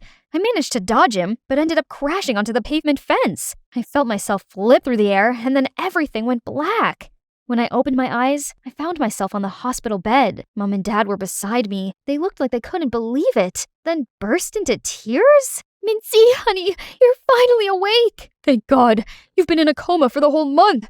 We were worried sick. Hold on a sec. A whole month in a coma? Was I that seriously injured?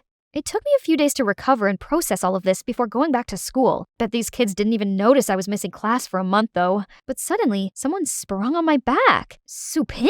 Ah, here you are, Chingu.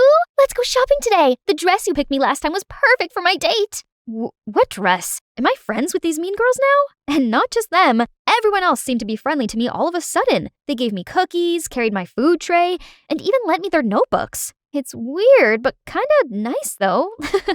Except the only person I cared about just straight up ignored me. Hey, Hajun, wait up!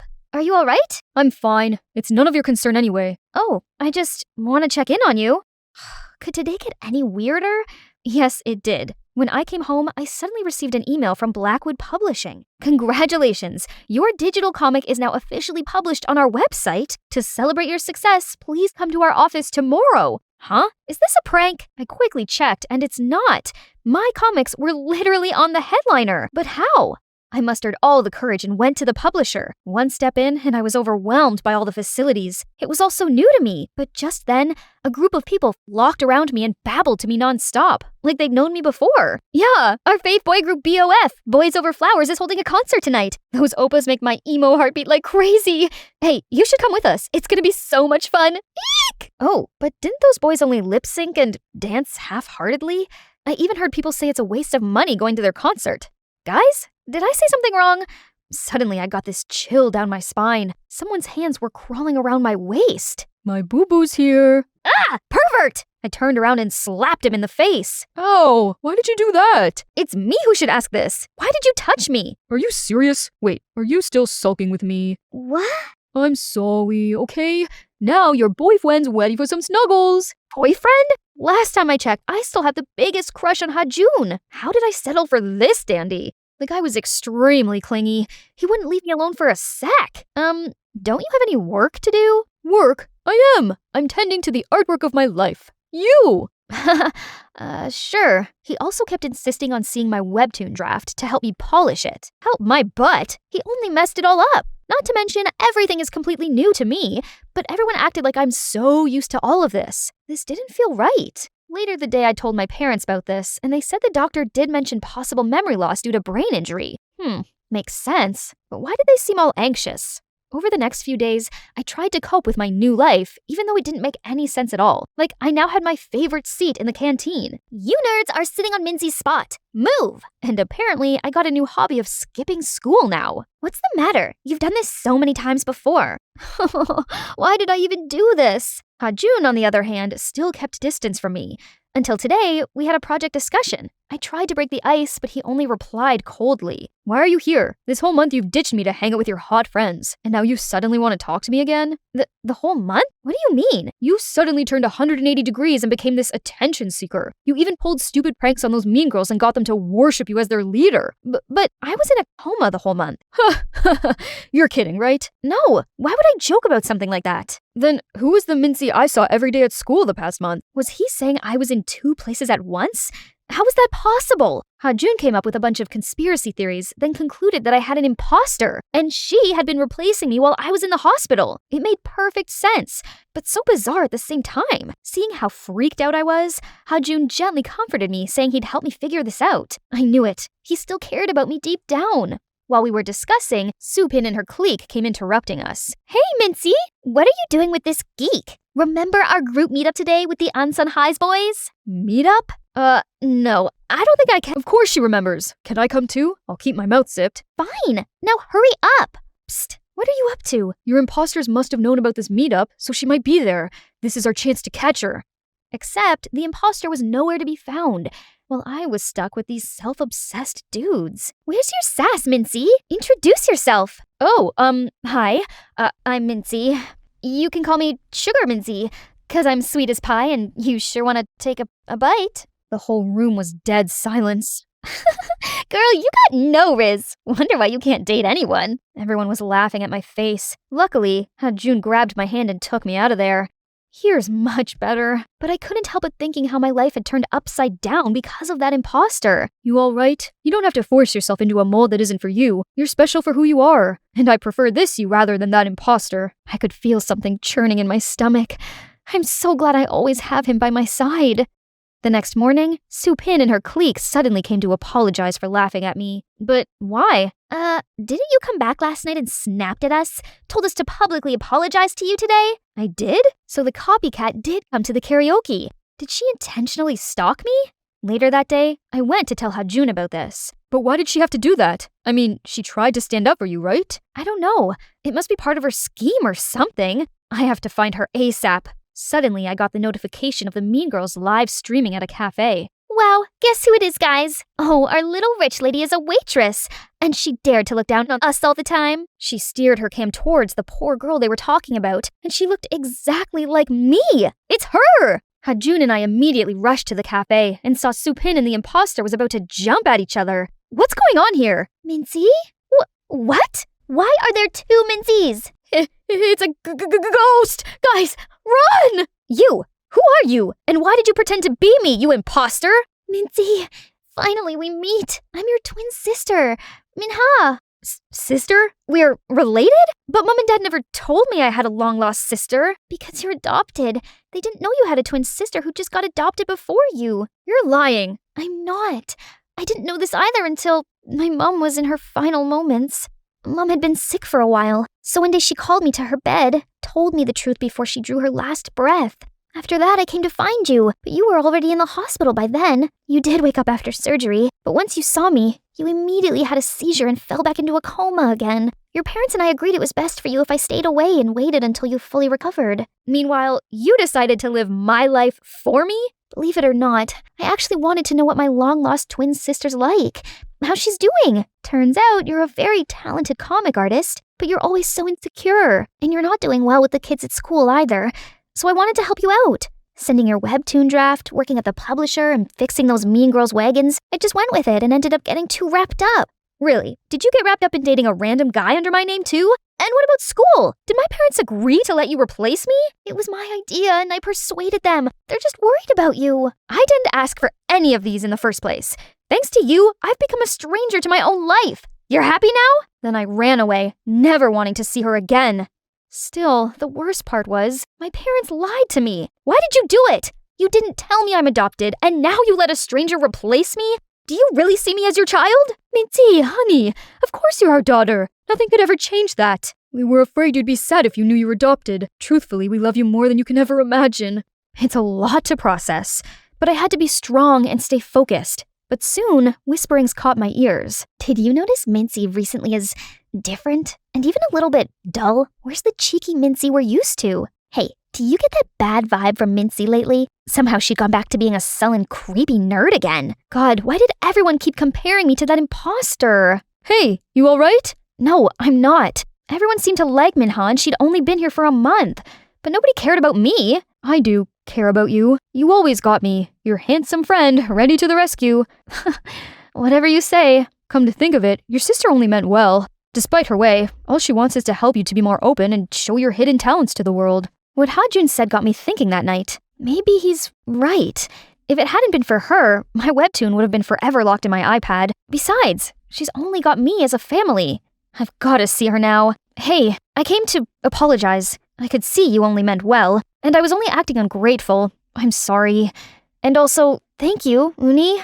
There's nothing to be sorry about. It's my fault too for acting on my own and getting myself to fall in love with Si-woo. I haven't told him yet, but I will find the chance. Sorry for dragging you into my stuff. I leapt into her embrace and felt the happy tears running down my cheeks.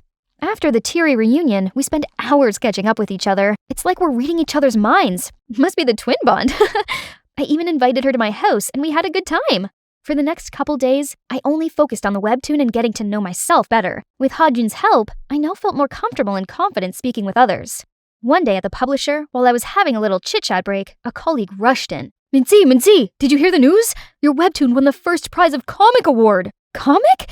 The most renowned award in webtoon? Oh my god, I'm dreaming, right? My hard work finally bore fruits. I was celebrating with my colleague when out of nowhere, Si-woo dragged me out. You better announce me as the co-author. I helped you with the sketches, the script, the coloring, yada yada yada, remember? What? You were only messing it up. Do you even know what the story is about? Babe, don't challenge me. Or else, I would tell the director, aka my dad, to kick you out. And by the way, let's break up. Excuse me? You really think I like you? Oh, please. I only do it for your webtoon, babe. Ugh, that dandy jerk. I knew he was no good, but what could I do now? Later, I told Minha everything, and she was heartbroken and begged me to help her sneak into Si-woo's office. So I did. Si-woo, please don't leave me. How could I live without you? Oh, it'll be hard, 'cause I'm irresistible. But you gotta let go, babe. You have nothing else to offer me. I already know you don't love me, but I do love you, and I already put a love spell on you. You'll forever be haunted by me. Then, Minha fainted, crashed on the floor. Scaredy cat Si-woo was freaking out. Hey, you're not gone, right? Suddenly, the light turned off. What in the Holy Spirit's going on? The light turned on again, and the guy stopped screaming until he saw me. Hi, babe. Ah! What are you?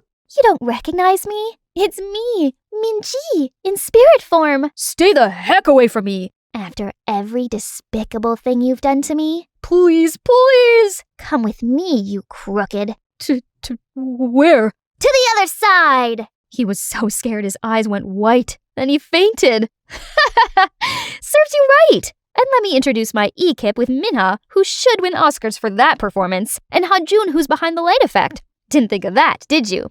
After that, Si-woo kept insisting I was some spiritual force that haunted this place. Then eventually, he quit the job. And of course, I had the full copyright of my webtoon and was eligible to receive the Comic Award. My career has just begun as I decided to continue to work at Blackwood. Mom and Dad also decided to adopt Minha into our family, and we could finally be together. That's the magic I wanted to tell you. This unexpected event changed my life for the better. Chance doesn't come twice, right? You have to grasp it. By the way, I want to ask, do you guys have any unexpected events that changed your entire life? Tell us in the comments below.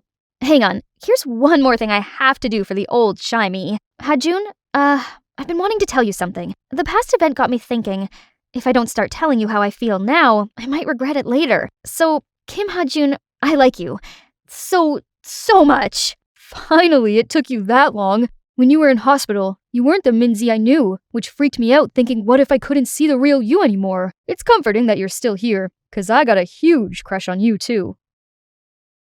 So everyone loves Christmas, right? Trust me. It's not so great when your boss fires you in November. How was I supposed to buy presents now? Still, I tried to see the positives. I hated that boring, underpaid, overworked job anyway. My ex-boss Adrian was the worst. He's a crazy perfectionist who always gave me ridiculous deadlines, complained about every tiniest mistake, and flipped out if things didn't go his way. No wonder he was still single at 32. Who could ever stand him? I wouldn't miss him, or my tragic ass-kissing coworkers. Anyways, on the bright side, I get to spend the entire holiday season with my family and my boyfriend Matt in peace, without being bothered by any annoying work emails. I, in fact, have invited Matt over for Thanksgiving dinner with my parents and plan to spend this cozy weekend with my loved ones. Then, the day before Thanksgiving, I packed up my car and was about to go and pick Matt up when my phone beeped. Sonia, I don't think Thanksgiving is a good idea. I just think we need some time apart. Hope you have a great time. See you around, X. What? Had he just broken up with me over text message? I immediately rang him up, but he'd turned his phone off. Just great. Here I was, stuck at home for the entire Thanksgiving and Christmas period, being a jobless, boyfriendless loser. To make it worse, even my little sister Gina had a boyfriend who adored her. This is so unfair. One night, my parents were out to buy a Christmas tree, and Gina had her boyfriend over to help put up Christmas lights and decorations. Well, needless to say, love was in the air, and that festive vibe didn't help at all with my misery. So I refused to join them and curled up in my room. Feeling so lonely and miserable, I downloaded Tinder. I usually wasn't one for dating apps, but I was feeling so low, I would have happily spoken to anyone.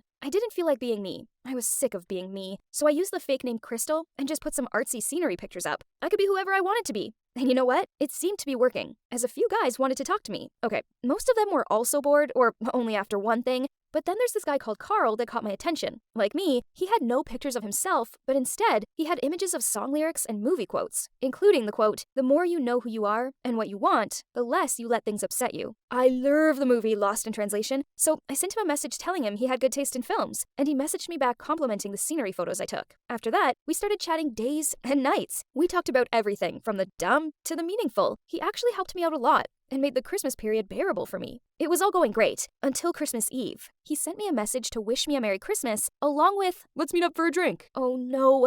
Even though the app said he was only a few miles away, I wasn't ready for meetups. I actually was nervous upon reading his text. My heart was pounding, and I found myself worrying about what he would think of me when we met. What if he didn't look like what I imagined? What if he'd be disappointed when he saw me? Why does that even matter, though? Unless I developed feelings for him. I don't even know anymore. But it's certain that I couldn't face him just yet. I politely refused his invitation. He was cool about it. Then we still continued to talk like normal.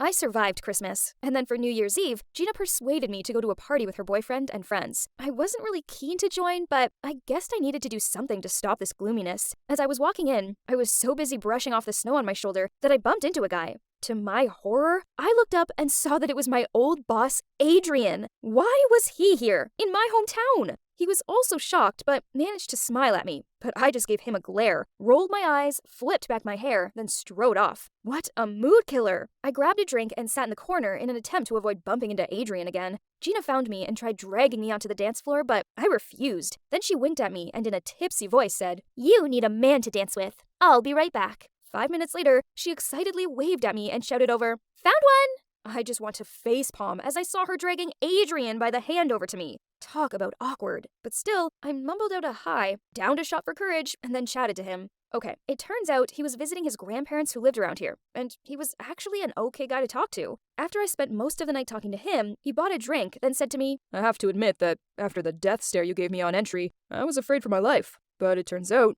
I've enjoyed chatting with you." "Sorry," I blushed. "No, it's okay. I'd be mad with me too if I were you. Letting you go from work was nothing personal. I had to let one person go, and I only chose you because I knew you were wasted there."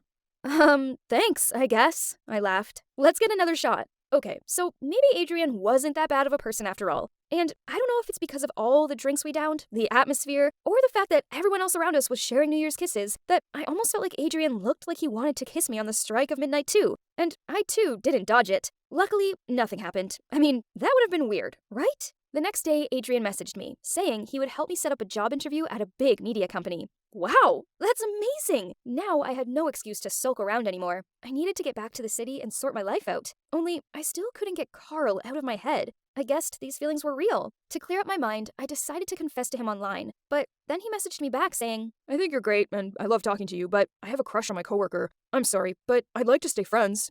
ouch, rejection hurt. Back in the city, I felt lonelier than ever. Yes, I'd got the new job and it was going well, but I was sick of seeing loved up couples everywhere. To make it worse, Gina came to stay with me for a while and she's always on the phone, giggling and FaceTiming her boyfriend. Now I couldn't even escape lovebirds in my own apartment. Feeling down, I messaged Carl again, just casually asked him to meet up later this weekend when I would be back home again for my mom's birthday. Well, to be honest, I just couldn't give him up just yet. Maybe he would change his mind when we met, or I would be able to get over him once we meet. But he made up some excuse to reject me again. That was it, I told myself. It's official over now. Depressed, I called Adrian up for a drink. He arrived looking kinda cute, but the sting of rejection was still on my mind. I confided to Adrian, and I asked him if he thought Carl was a fool for turning me down. Adrian slammed his drink onto the table and turned to me and said, You're the fool. Why are you stupidly chasing after some guy online? He might not even be real. He might be some 60-year-old pervert. Why won't you just open your eyes and look in front of you? Then he stood up, locked me in his arms, and tried to kiss me. What? I was so mad I pulled myself away from him and slapped him straight across the face before I stomped off. He was meant to be my friend, not some guy after just one thing. I was so hurt, I cried while texting Carl about what just happened, but he didn't reply. The next day, I woke up with a pounding head and puffy eyes. I checked my phone. Adrian had called me, but nothing from Carl. He must have been too busy with his coworker, huh? Suddenly, I heard the door knock. My sister answered it and told me it was Adrian. I reluctantly went out to see him. I guess I needed to at least hear him out. He was standing there looking sheepish as he said, I'm so sorry about last night, Sonia. I was slightly drunk, and I guess I've read the signals wrong. For what it's worth, I think that Carl guy is a fool for letting you go. You're amazing. I wasn't in the mood to talk to him, so said it was fine, then told him to leave. I closed the door and threw myself on the sofa. Then about 10 minutes later, there was someone at the door again. I answered it, and there was Adrian. But this time, he changed his outfit. Confused, I grumbled, What else do you want? Then he politely greeted me. Hello, Crystal. Let me introduce myself. I'm Carl. We've been talking for months. I guess, if you think about it, the more you know who you are and what you want, the less you let things upset you. I stared at him open-mouthed. He just quoted Lost in Translation, and he'd called me Crystal. Then reality struck me. OMG! All this time, and Adrian was Carl? I dragged him inside. We sat down on the sofa and talked everything out. It's so unreal. Turns out the guy I've been chasing after is literally right in front of me. How ironic. I was so happy I hugged him and broke down crying, apologizing. Right then, my sister walked out from the kitchen, took one look at us, and laughed out, Well, well, well. Isn't this the awful boss who fired you? But most importantly, isn't he the guy I brought to you at the New Year's Eve party? You two owe me big time. We all burst out laughing. So, yeah. After a horrid holiday season, now I finally could start a promising new year with a great job and a pretty awesome new boyfriend. I guess things always have a way of working out in the end, right? Thank you for listening to my story, and wish you guys a good start into the new year.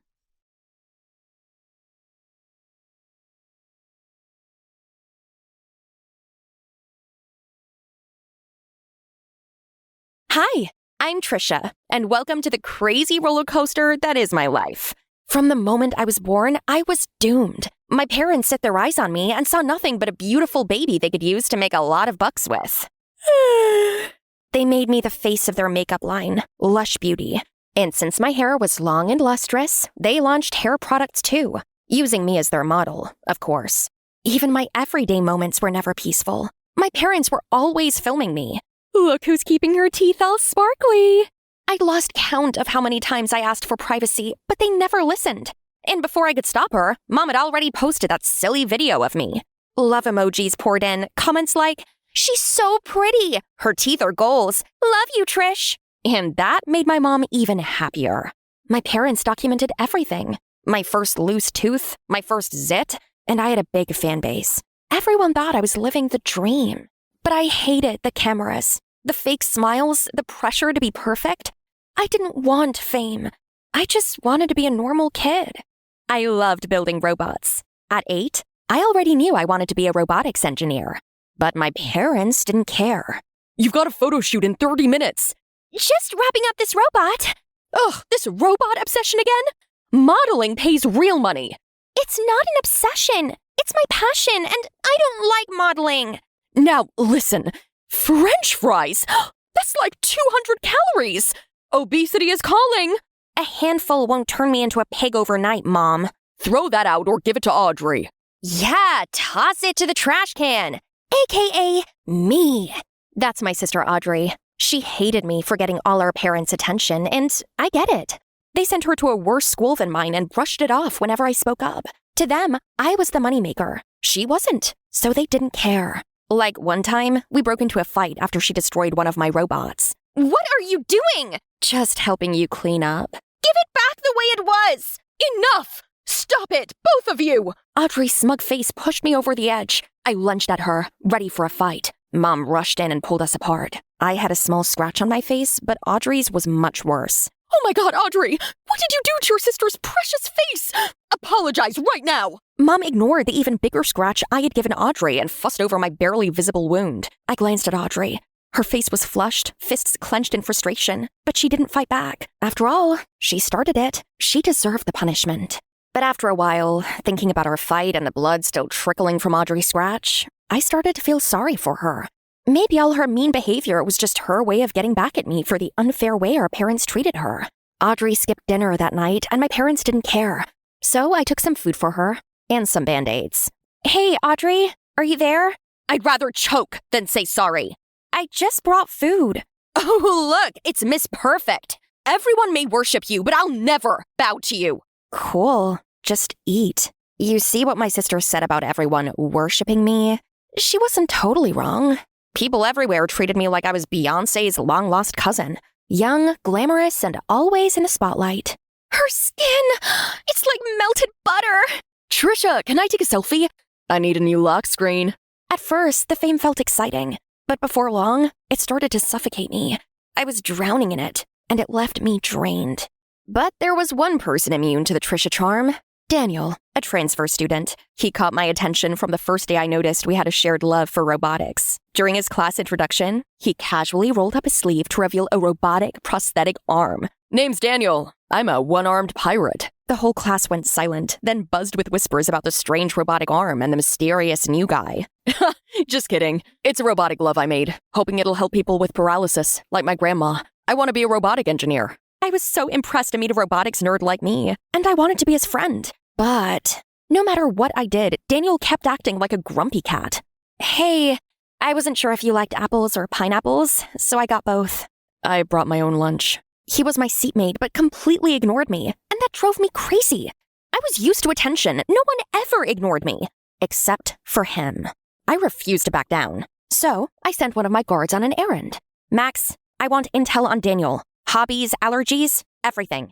New crush? He's a mission. Turns out, he wasn't a jerk. He was just selectively nice. He always volunteered to help kids at the orphanage every Saturday. Charity boy, huh? I can absolutely work with that. The next Saturday, I arrived at the orphanage with a van loaded with toys, books, and candy for the kids. Daniel was surprised to see me. Hi, I brought some stuff. Hope that's okay? You brought all that? Why? Seeing Daniel's confused face made me grin. I pointed to the van full of toys, and the kids swarmed around it, their faces lit with excitement. I saw your post about donating stuff. I wanted to help, and the smile that appeared on his face made me want to melt. We could use an extra hand today. Want to tag along? Sure. Yeah, totally. It has to be the best day of my life. Working alongside someone I admired and doing something good for once that wasn't captured by cameras. Just me, making a difference. Suddenly, a faint click of a camera shutter caught our attention. It was Mom! Somehow, she had gotten wind of where I was going and now wanted to take advantage of it for publicity. Seriously? Is this all just another publicity stunt for you? I thought you came here to do something meaningful. Turns out you used it for self-promotion. I can't believe I fell for it. No, my mom, she's chronically addicted to Instagram. This wasn't planned, I swear. You're exactly what I thought you were. A self-obsessed influencer who would do anything for clicks. Every word hit like a slap to the face. Even worse, Daniel didn't let me explain. After that, he changed seats and wouldn't even look at me. To him, I had become invisible, but I couldn't be mad at him. I was mad at my parents, the ones who turned my life into a 24/7 live stream. That incident made me realize I wasn't their daughter anymore. Until one day, I couldn't take it anymore. It was my 17th birthday, and I told my parents I wanted to do it alone. No guests, not even family, just me and cake. Lavish parties bored me. I quietly embraced the peace of my 17th birthday. But when I came back from school that day, the moment I stepped into the room, a loud noise made me jump out of my skin. Suddenly, people burst out from behind the furniture. Cameras clicked like crazy and flashes went off everywhere, blinding me. Surprise! My parents had filled the house with fashion designers, influencers, reporters. The opposite of what I wished for. Happy birthday, sweetheart! What is going on? Your birthday's silly. Ugh, I know you said solo, but come on. You're a star. You were born to dazzle. I said I wanted to do it alone. I'm done with all this. With being your little doll. Listen up, everyone. Today, I quit being the face of Lush Beauty. The whole room fell silent. I bolted into the kitchen and came back out with my hair hacked into a messy chop. Instantly, the cameras went wild again. My parents looked horrified, while Audrey smirked in triumph. I didn't care anymore. Life had trapped me, but now I was in control. I ran away from the noisy crowd, locked myself in my room, and dyed my hair a messy shade of green. When my parents saw me the next day, they looked ready to call an ambulance. She ruined her hair! Our pride, our investment! Why would you do this, Trisha? What are you even wearing? Sackclothes? I'm taking back my life. This modeling circus, it's your dream, not mine. I want to be a robotic engineer, and I will be one. No one can stop that. A what now? You will be touching wires, screws? You'll ruin your nails. No matter what. Don't worry, Mom. I will be your new model. My eyes almost fell out of their sockets when we turned to look at Audrey. She was dressed in some of my designer clothes, hair made into a tight braid, and face full of makeup. Audrey? The makeup helped, but I didn't expect you to do so well. I felt sorry for Audrey with the way my parents rushed over to her, taking pictures of her and asking her to turn this way and that. Audrey caught my eye and smirked as if she had won a trophy. Honestly, she just volunteered to be their new puppet. The next week, news of my resignation had spread like wildfire. But instead of support, I got whispers and side eyes. The same classmates who used to beg for selfies now laughed at me. It stung, but I reminded myself that it was a small price to pay for my freedom to chase what truly mattered to me. The library became my refuge, a quiet place to prepare for scholarship exams. I could afford any uni, but I wanted to prove to everyone, especially my parents, that I had the brains to earn it. One afternoon, while reaching for a robotics textbook on the top shelf, another hand stretched out at the same time. Oh, sorry, Trisha. What do you want this book for? His surprise made my blood boil. I want to chew on it. Why else? It's surprising to see you interested in... Oh, so lipstick and heels make me dumb? You don't know me, Daniel. I've loved robotics for years. When you said you wanted to be an engineer, I thought, finally, someone like me. But you just saw a shallow girl. Did you quit modeling to follow your passion? None of your business. After the way he treated me, I thought it was best to keep my distance from him. So I quit studying at the library. But studying at home had its challenges. While my mom gave me looks of contempt, Audrey made loud noises and flaunted her flashy outfits to annoy me. They're trying to get me to be jealous of being replaced by Audrey. Wow, Audrey, you're a natural. Trisha, did you see that? How did she nail that pose? I wasn't bothered by them. I kept my focus on the book in my hands, completely absorbed. Audrey, sweetie, the client loves your vibe. If you close this deal, you'll be on the cover of Teen Style. Woohoo! I bet even Trisha never had an offer like this. They really thought I'd suddenly miss the lights and cameras and overpriced designer shoes. I simply returned Audrey's smile, knowing that being too nice would only make her more annoyed. Good for you, Audrey. What they didn't realize was that I'd already had all that, and I gave it up. I was chasing something that gave me real meaning, and nothing they said could take that away from me. Finally, my efforts paid off. A few days after I wrote the scholarship exams, I got the best news ever. I got the scholarship! Full ride to Greenwood Tech! Even my parents, whom I thought would care the least, were over the moon. Oh my goodness, Trisha! I knew you were capable of this! I'm so proud of you. Your older sister's still struggling to get in, and here you are bagging a scholarship. A complete beauty and brains? Glancing at Audrey, I noticed she was still focused on her tablet. Audrey isn't doing anything worthwhile, neither studying nor even modeling. She flopped that interview and lost one of the best gigs ever. Immediately, Audrey burst into tears and ran out of the room. Audrey, wait! Why would you say that? We're just stating facts. That was never the truth. The truth is, you only see us as pawns. The moment we're not useful, you turn cold. The jealousy from all the favoritism you showed before is what hurt her. She never even wanted to be a model. She just wanted your love. But all you ever cared about was money and fame. I didn't give them the chance to reply. I went straight to Audrey's room. I'll always be in your shadow. Huh? You'll always be the favorite. No, Audrey, you're enough. You're unique. Step into your own light. You have your own fire. Do what you want to do. Be who you want to be. I've always wanted to be a travel vlogger. See the world. I never wanted modeling or even university. So what's stopping you? Do you know what? I'm out. I'm leaving tomorrow. I won't even tell Mom and Dad. Just then, Mom and Dad burst in. They had been eavesdropping all along. We're sorry, Audrey. We love you just as you are. Oh, we lost our way trying to build a brand and forgot we were raising daughters. We've messed up. What can we do to be better parents? Start by letting us be who we are, not who you want us to be. I just want you to be proud of who I really am. I'm not Trisha, and she's not me. We have our own journeys. We promise. From now on, no more pushing, no more modeling unless you choose it. Audrey, please don't leave home. Please give us a chance to be just your mom and dad. I can't explain the joy I felt to finally be heard by my parents. And I even got something else to celebrate the next day. I was clearing out my locker, ready to say bye-bye to high school, when Daniel came up to me, hands behind his back like he was hiding something. I've been meaning to talk to you about everything. About what? I owe you an apology. Back at the orphanage, I misunderstood and judged your work. Does it even matter now? It does matter. I've gotten to know the real you. And Trisha, I've realized I really like you. Daniel's sudden confession made me blush. Just then, he held up a robot with a scrolling screen that read, "Will you be my prom date?" That is definitely the sweetest thing I've ever seen. You've got to teach me how to do that. Only if you agree to be my prom date. Only if you promise to listen and not run off next time. Deal. Soon after, Daniel got into the same school as me. It felt like a dream come true. Audrey and I still modeled occasionally, but only by choice. I was finally writing my own story, and it couldn't have been better. I woke up in the middle of the night with shooting pains going through my stomach. I thought maybe I'd eaten something bad, so I ran to the bathroom expecting to throw up any minute.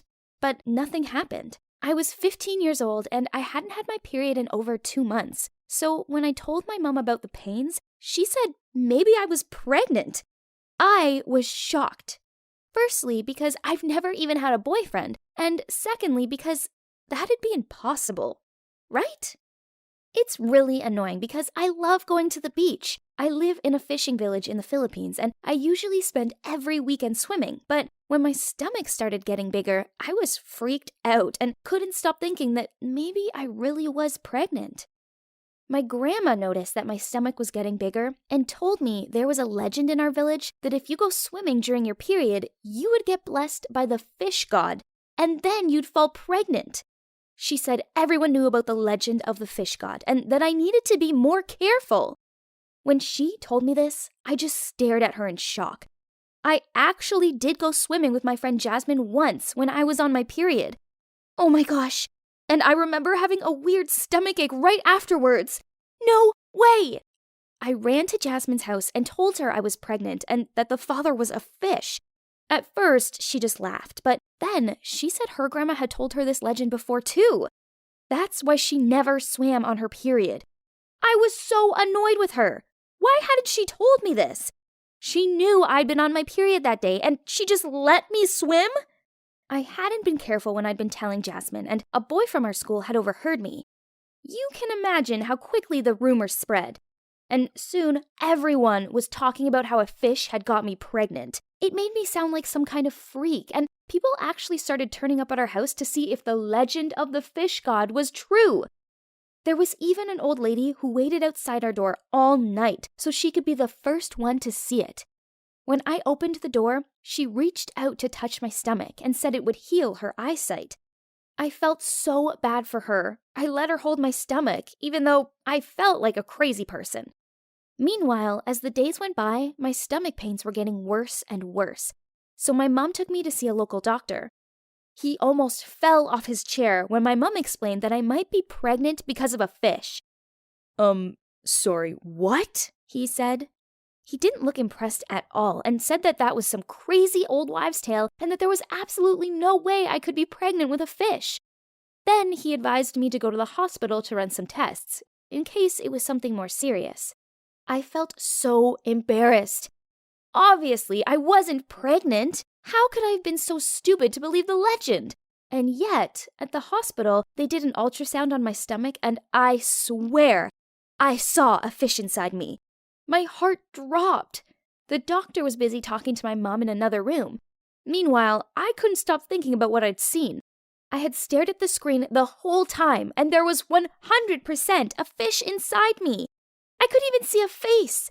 I felt sick. I grabbed my phone and texted Jasmine and told her there was seriously a fish growing inside me. I told her maybe a little fish had swum inside me that day we'd gone swimming, or maybe a fish egg had somehow got inside and now it was growing. She asked me to bring the scan as proof as she didn't believe me. Now I was really panicking. This was serious. I didn't say a word to my mom until we were on our way home. I told her what I'd seen, and she looked at me all confused and told me there wasn't a fish inside me and to calm down. Then she said we'd talk about it properly at home. As soon as we got home, Jasmine was waiting for me and we went to my room. I showed her the printout of the ultrasound scan that I had stolen from the medical records in my mom's bag, and she gasped. You legit have a fish growing inside you, she said. I wanted to cry. So it wasn't just my imagination. This thing was real. After a while of panicking, my mom asked Jasmine to go home so we could talk as a family. We all sat down and my mom explained that although it looked like a fish inside me, it was in fact an ovarian cyst. Now, to me, cysts meant something bad. I burst into tears, thinking I had cancer or something, but my mom assured me I'd be okay. I'm now getting regular checkups to make sure the cyst doesn't do any permanent damage, and hopefully we'll save up enough money soon so that I can have surgery to completely remove it. I still look like I'm pregnant though, because the cyst is quite big, and so my stomach looks really bloated. It's kind of funny in a way. I'm now a bit of a celeb around our village.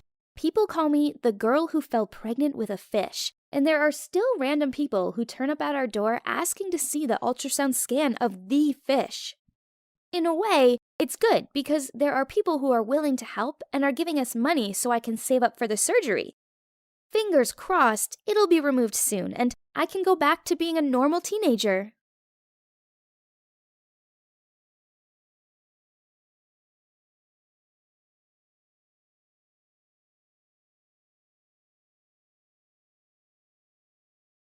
No one told me it's this windy up here. I'll probably be wiped off of Earth before I could wipe all these windows. It's okay, Harper. Remember, you're doing this for Aaron. Just a bit of tough work for now, but imagine the incredible time you'll be having at the concert. Imagine, oh my God, Aaron and her? Hold up, let's start from the top. Hi, I'm Harper, the biggest fan of the greatest boy band, The Statics, especially their rapper Aaron. I turned 18 not long ago and I'm taking a gap year to find my true passion. To be honest, I'm not really interested in anything. The only thing that makes me feel alive right now is fangirling, following my boys around, concerts, touring, etc. But after months of that, I'm totally broke. Not to mention Aaron's having his solo debut album. So, having no choice, I asked my super sweet boyfriend Kirk to lend me some money. But, again, all you ever did was spend relentlessly on this trash. You don't study, nor get a job. How are you expecting to afford it all? Do these idols feed you or give you a roof over your head? I don't think so. I can't help you forever either. Trash? He called my passion trash? Excuse me, I asked for a loan. Not like I was robbing him. He wasn't like this the other times. Finally showing his true self, huh? Fine, I don't need an unsupportive boyfriend. Anyone that stands between me and my happiness can get lost. So, we're over. Whatever. But wait, I still need to come inside as Kyra's bestie, not as your girlfriend. You might be wondering what kind of relationships I have going on here. Well, I actually befriended Kyra first. We were both ecstatic. Fandom of the Statics. If you know, you know. Fangirls bond is stronger than any friendship. Her mom works for a big press, so she sometimes could even get us access to shows. Cool, right? So I was always around her place. One thing led to another. Me and her brother fell in stupid love, but not anymore. Have you heard about Erin's new album? Apparently it will be followed by a group concert right downtown New York. We can ask Kirk to give us a ride. It will be super fun. Oh, don't want to burst your bubble, but I just broke up with Kirk.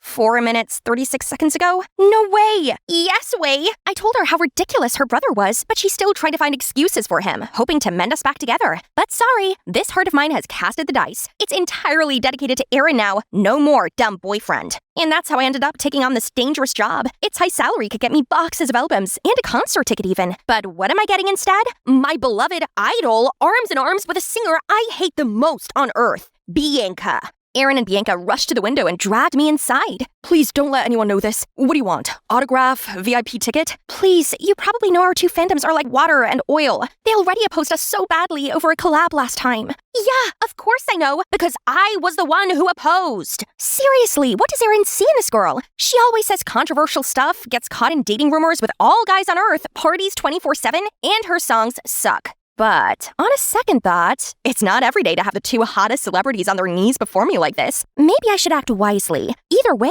this is the lifetime opportunity for me stepping into Erin's life, isn't it? Okay, I'll keep a secret on one condition. Let me be the manager of Bianca. Bianca's manager? Who's looking for me? Wait, who are you? But he didn't even bother to wait for my answer and started stacking out bunches of stuff for Bianca to sign. Being a manager ain't a joke. See, Will's been doing this for years and still struggling. Well then, more reason for me to step in. So I walked over to give him a hand. This poster is mid. Next time, let me handle it. Trust me, I've designed countless stuff for fan events. The title track this time is a bop, but without a good promotion, it turned into a flop. I suggest you make some TikTok challenge for it. I'm a girl Bianca's age. I for sure understand her and the fans more than you. I'll be useful. Right, guys? Yeah, sure. She has a point, Will. You do need an assistant. Right then, Will had a phone call. Seemed urgent. After hanging up, he turned to me. Fine. It's true that I'm overloaded. I have to check stuff at the venue right now, but Bianca has schedules at the radio station in an hour. Can you get her there? Sir, yes, sir. Just like that, I helped Will around, and it's safe to say I was basically Bianca's sub-manager. Life was pretty sweet. I got to tag along to shows for free, while keeping an eye on my love rival. I sure enjoyed playing God with my new puppet. Everything Bianca eats has to get my approval. Bye-bye, yummy tacos and burgers. She's only allowed to use the phone at certain times of the day. Stop texting boys and start working on your terrible music, honey. Then tell those annoying boys to stop bothering me. Even her sleep is strictly fixed, just because I love seeing her suffer. And I make sure her schedule is packed. Vocal training, dance practice, filming content. Girl, you have a lot to work on. But on days where she worked with the statics, I'd let her off a little. Still, that doesn't mean these two could flirt under my nose. Seriously, it's like you guys are begging to get caught. Think about your future. This dumb fling won't matter a bit the day your career's on the edge of failing, won't it? I'd make a good manager, right? But I occasionally saw Liam, another member of Statics, being way too chatty with Bianca. Well, as long as it's not my Erin. But I know someone who wouldn't like this. Kyra, as Liam's her bias. I guess the rumors are true. Liam is a playboy. And to prevent Erin from getting caught in the same thing, I accidentally arranged Bianca's schedule to be 100% off with Erin's, so they couldn't meet up. But Bianca still asked me to bring him gifts often, and surprisingly, Erin wasn't too upset about his girlfriend not showing up. I guess I can get him in another level that Bianca couldn't. We soon talk a lot and hang out also, and he literally blurted out about how Bianca was so uptight, how some of her annoying habits gave him the ick, and that being with me was so much more comfortable. Uh-oh, sounds like love's fading. On the other hand, Bianca was extra upset that they still couldn't date on their anniversary. Not on me, though. Erin himself didn't want to see her and made excuses about how paparazzi had been up in his grill because he's been doing so well lately. But Bianca has had enough with this all. She wanted to go public. I heard her talking to Erin on the phone about it. No, that's not gonna happen. I have to be a step ahead. I immediately searched for a photo, then posted it anonymously on a fan forum. If Erin goes public with anyone, it's gotta be me. But oh boy, maybe I've not thought this through. What was I even thinking? The next day, the internet went crazy, and it's all negative comments. Thankfully, Erin's side has spoken up and calmed it down by fabricating a story about how this was from a long time ago, and it was his first love, blah blah. Anything, as long as things go down. I haven't even finished my sigh of relief, then out of nowhere, Erin stomping into our studio looking furious. R.I.P. me. Bianca, have you lost your mind? I told you I did not agree. Why did you post our photo? Are you trying to sabotage me? Sorry that you don't have a career so you can act careless all you want. But I do. I have my reputation and an army of stupid fangirls to please. I was frozen, as well as Bianca. Right then, a call came from Kyra. I swiftly sneaked out to take it. It's you, right? The lucky girl in the photo? I can tell by just one look. Last time we talked, you only mentioned seeing Bianca in real life or something. When did Erin come into the picture? How could you not tell me? I was dumbfounded. Didn't know how to handle this. I mumbled out a few words so Kyra would keep this a secret and that we'd talk later. Okay, gotcha. But then help me meet my Liam, please. What? No, trust me, he's a player. They all are. Get over him. So Kyra recognized me that easily, but why Aaron didn't? He even mistook me with his so-called girlfriend, Bianca. That picture was also taken at the secret balcony of his penthouse that he swore he'd never taken anyone there before. Having too much on my mind, I wandered to his place, but ran into Liam? He's talking to a girl. She wiped her tears, then left. I should get going. Don't want to mess with another player right now. Harper. What? Don't worry, I won't tell anyone about that 400th girlfriend of yours. Correct, it's the 400th girlfriend, but not of mine. Turns out that girl's also a victim of Aaron the Heartbreaker, not Liam. Liam has always been the one who's cleaning after his mess, making sure the girls are all right and won't do anything harmful to the band's reputation. Probably that's why public labeled me as the player. I always got caught up with these heartbroken girls.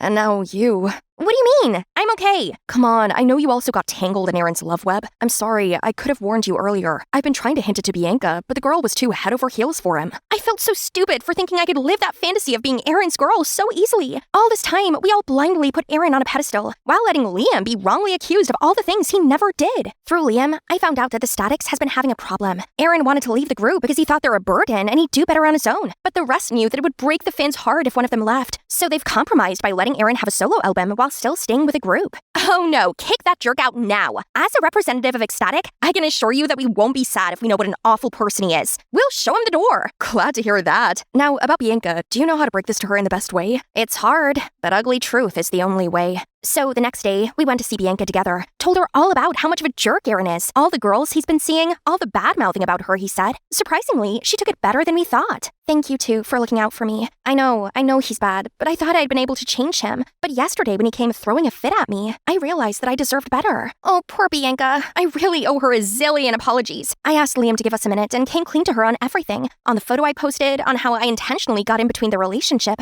on my dumb rules just to get the better of her. I'm truly sorry. I'm just a Tululu fangirl after all. I'm really sad to hear that because at some point I did consider you a friend, especially your ridiculous rules. It helped me a lot. Look, you kept me on a strict diet, helped me get a healthy sleep schedule, made me practice more, stay off my phone, no more doom scrolling and obsessing over hateful comments. I can assure that you've helped me become a better artist and human overall, even though it's by accident. You are seriously too nice. How come I spent all these years hating on you? I'm sorry, and I don't think I should be around here anymore. I'd better go back to my normal life. Take care, Bianca. Bianca gave me a tight hug and said that she hoped I'd still come to her concert next week, as she'd perform the dance number we created together. Liam was nice enough to accompany me to Bianca's concert. I did ask Kyra if she wanted to come along, but she was all cranky. Bianca's concert? Are you an Ecstatic anymore, Harper? She's our enemy. Kiddo, if only she could see past the hate. She could have met her Liam now. The show was going on smoothly. Bianca perfected our dance routine. I was so proud. But as she went to get ready for the next song, a strange VCR got played. I'm a selfish fanatic, a friend's betrayal, a gold digger, a delulu, and on screen were pictures of me. No! Is this why Bianca insisted I come? Is this her paying back? Or is this Aaron's? Or Liam's? Suddenly, Bianca on the mic snapped me out of the panic attack. And I'm all the worst things without your love. Ladies and gentlemen, your favorite track from my second album, here's Without You. Everyone cheered loudly, but a voice behind me took me aback. No, guys! That's not what the video's about! The lunatic is here! This one! Oh my god! Liam! Liam quickly shushed her and we dragged her outside. Turned out my dearest sister from another mother did this to me. Why? I hate you. I know everything now. Don't forget who I am. Nothing in this fandom could be hidden from me. You got to befriend the boys but ghosted me because you want them all to yourself, huh? After everything we've been through, all the shows my mom helped you get in, you bewitched Aaron, sided with Bianca, then called my Liam a player. But look who you're with now.